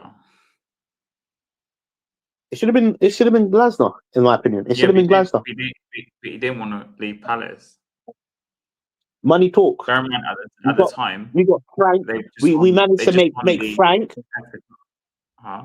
No, we managed to make Frank the second top paid manager. No doubtedly, Glasgow will be like, yeah, you want me? I won the Europa League. I've just won the FA Cup. I'm hot property. Make me the first manager that, I don't know, 20 million a year or something. I actually wanted Glasner over Frank, but Glasner was not going to come. But also, our fans, not me and you, by the way, just so make it clear, our fans, especially online, because I read a lot of people on X, because obviously, you know, when the stuff's going on with Frank, right? Huh? That's a toxic place. That X is a toxic place. I came off. Yeah, of I'm just telling you what. I'm saying that you know what. We're finishing anyway because like 8:30, bro. It's actually been almost 3 hours stream. But basically, like a lot of them are against Glasner coming in because he plays like a back three. They see him as a defensive manager. You know, so you see Frank as a defensive manager as well, but they see him as a defensive manager. He plays a 3-4-3 with back three, wing backs. Like Conte, innit? So no, but okay. Oh wait, can I? You can carry on. Wait. I just want to say something though. I want to say something because nobody is defensive. It's their system that makes them defensive. So I can understand true beauty of defending. You know that being able to be defensive is actually it's true beauty. This is why you buy your goalkeeper. Wait, hear me out, because you said something. Yeah, no, but hear me out. You said I saw Frank as a defensive manager. 100% the surface level is, I saw him as a defensive manager. But no manager is truly defensive. There's transitions in plays which make them attacking, which make them defensive. Like example, Pochettino, everybody sees him as a attacking manager. You know what I see him as? A defensive manager. I've told you this already. He liked to sit back and jump on the counter. He liked to press down. Yeah. So I'm just telling you, even though the perception online, right? Yeah. Of Glasner and Frank really is that they're defensive, right? So one thing is, me and you, I want to be against Glasner. In fact, me, you, still even like I wanted Glasner, but if he came in, I still think we have the same problems in the fan base. In that people be like, "Oh, he plays the back three, he's negative." Oh, because under Conte, it was the same problem, despite how well Conte did, right? Yeah, no, it's true. It's true. And I'm with you, bro. We can even say like stuff like Conte, Mourinho. Yeah, tactically, you might think they set up defensively, but in certain transitions with quality players, they're not a defensive team. Yeah, no, you're right. I'm just saying, so public perception. Yeah, no. For the view, this is what I'm trying to correct as well. So just a lot of people can understand this. There's no such thing as attacking and defensive. Keep it. But if you actually, you know how I know this, I haven't studied my coaching badges. However, I've read a lot of things about getting your coaching badges. Yeah, the concept of defensive and attacking is such a myth. You need to stop it. There's transitions in each play that either dictate where you are going to be on the pitch. You need to either have 3 lines of defense, 4 lines of defense, or even just in general. If you want to set up a tactical style, it depends on where the players are, what motions trigger moves. It's so much in depth on just being defensive and attacking. people think three at the back is defensive. It's a bloody myth. No, I'm with you. I'm just telling you what some of the best teams, some of the best, say. some of the best teams that have won major honors played with three at the back. I know, and it was smoking teams up. I'm with you. I'm saying I agree with you. I'm just saying the public perception, is what we'll do. I'm not saying this particular channel or your particular channel, or like if you go on the internet, like the general consensus, the general feeling with Glasner is like, I saw comments, right? When people were saying they wanted Frank out to get Glasner in, because obviously Glasner's in Palace. Some guy goes, I don't want Glasner because he plays free at the back. He'll be like Frank. He'll be too defensive, or some comment like that. And I saw another one like that on another tweet of someone replying about someone wanted Glasner. Yeah. This is what I'm saying. Or he'll be like Conte. Because our fan base didn't like Mourinho. They didn't like Conte. I hate to say it, but they didn't really like them that much. Like we did, maybe we did, but our fan base didn't like the narrative of being, them managers like Conte, Mourinho. If they didn't have their players, they don't care how they felt. They would defend for 150 minutes. You need to back the managers for them that managed to perform. Yeah. Whereas we were used to Pochettino turning water into wine. That's what Pochettino done. He turned water into wine. Realistically, he didn't have a budget. Yeah, he didn't. And then when he got the money, they sacked him. I know. No, I'm agreeing with you. I'm just telling you because I'm not saying you'll have a problem with Glasner. I'm just saying other people would have problems with Glasner.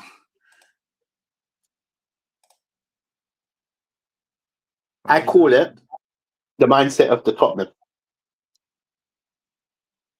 Like they didn't want Conte, they didn't want Mourinho. I mean, I wanted them, because we had Kane at the time still, right? So they didn't want Conte, they didn't want Mourinho because of defensive. They didn't want Ange because of attacking. Where can you go with the fan base? Really, Pochettino is the only answer right now. So that's what I can tell you. Like we have to get Poch back. If they don't get Poch back, in the summer, like I don't even know. If they get De Zerbi, I'm not against De Zerbi. I'm just saying, I think even me, I like De Zerbi. Yeah, I actually like De Zerbi. Yeah, his tactical style is revolution. Like the way he presses on the front foot, the way he moves in the transition. Honestly, quality. The only thing is, you don't take shit nicely. If you thought Conte, he'll fall out. He'll fall out with anyway. Basically. If you thought Conte and Mourinho were bad, this guy is a hot few. This guy is the definition of a hot few. Not job. Yeah. But sometimes you need that. You need to be nuts to play a certain way. To demand success. And I think that's the problem with Frank. Frank was too nice. Like he came across too nice. Whereas Ange came across like a humble oak. You get where I'm coming from? I don't know if he was humble, but anyway. Yeah, I know. Yeah. But the players would have seen him as like a humble oak. Do you get where I'm coming from? Yeah. Whereas Frank is more of a nicer type who could get away with nonsense. Like Basima done the balloons twice. Not once, twice. And still made the squad. He's a nice guy, bro. I would want him to be my school teacher. Yeah. He's one of them guys that he just calls the register and he's teaching to himself. And you got the school, you got all of us on our Game Boys or on our what is it called? Yeah. No, I see what you're saying. Frank seems like the person that if he was a prison guard, he would smuggle contraband into the prison for the prisoners. Yeah. But I don't. Maybe he couldn't just, like I said. Maybe my theory was that he was going to, because of the adaptability of the tactics. That's what I was focused on, because Andrew was so fixated on. But like I said, it's not worked out now anyway. So, but hopefully Tudor fixes it. Well, not fixes it, but like, gives us some positivity before Poch comes back in the summer. If Poch comes back, because if we get relegated, he ain't coming back. I don't think. I don't even want to think about relegation. Yeah, I know. I'm still kind of like on the. I'm trying to look. Yeah, we talk about it every single show. But I don't believe any word I'm talking about. Anyway, bro. Anything else, or try to end off? Because I just ordered food. Yeah, man. I'm sorry. Yeah, no. Great show, man. Yeah, cool. Oh, bro, go subscribe to Into Spurs and go watch his new Ride and Die video. Yeah, Ride and Die. That's what it's called. Ride and die to Tottenham, basically. Yeah. I'm gonna go watch it now, actually. And also go subscribe to HAZSPUR TV if you want more content like this, and Spurs Raging TV, because we're still linked to a channel. And come on, you Spurs. Spurs.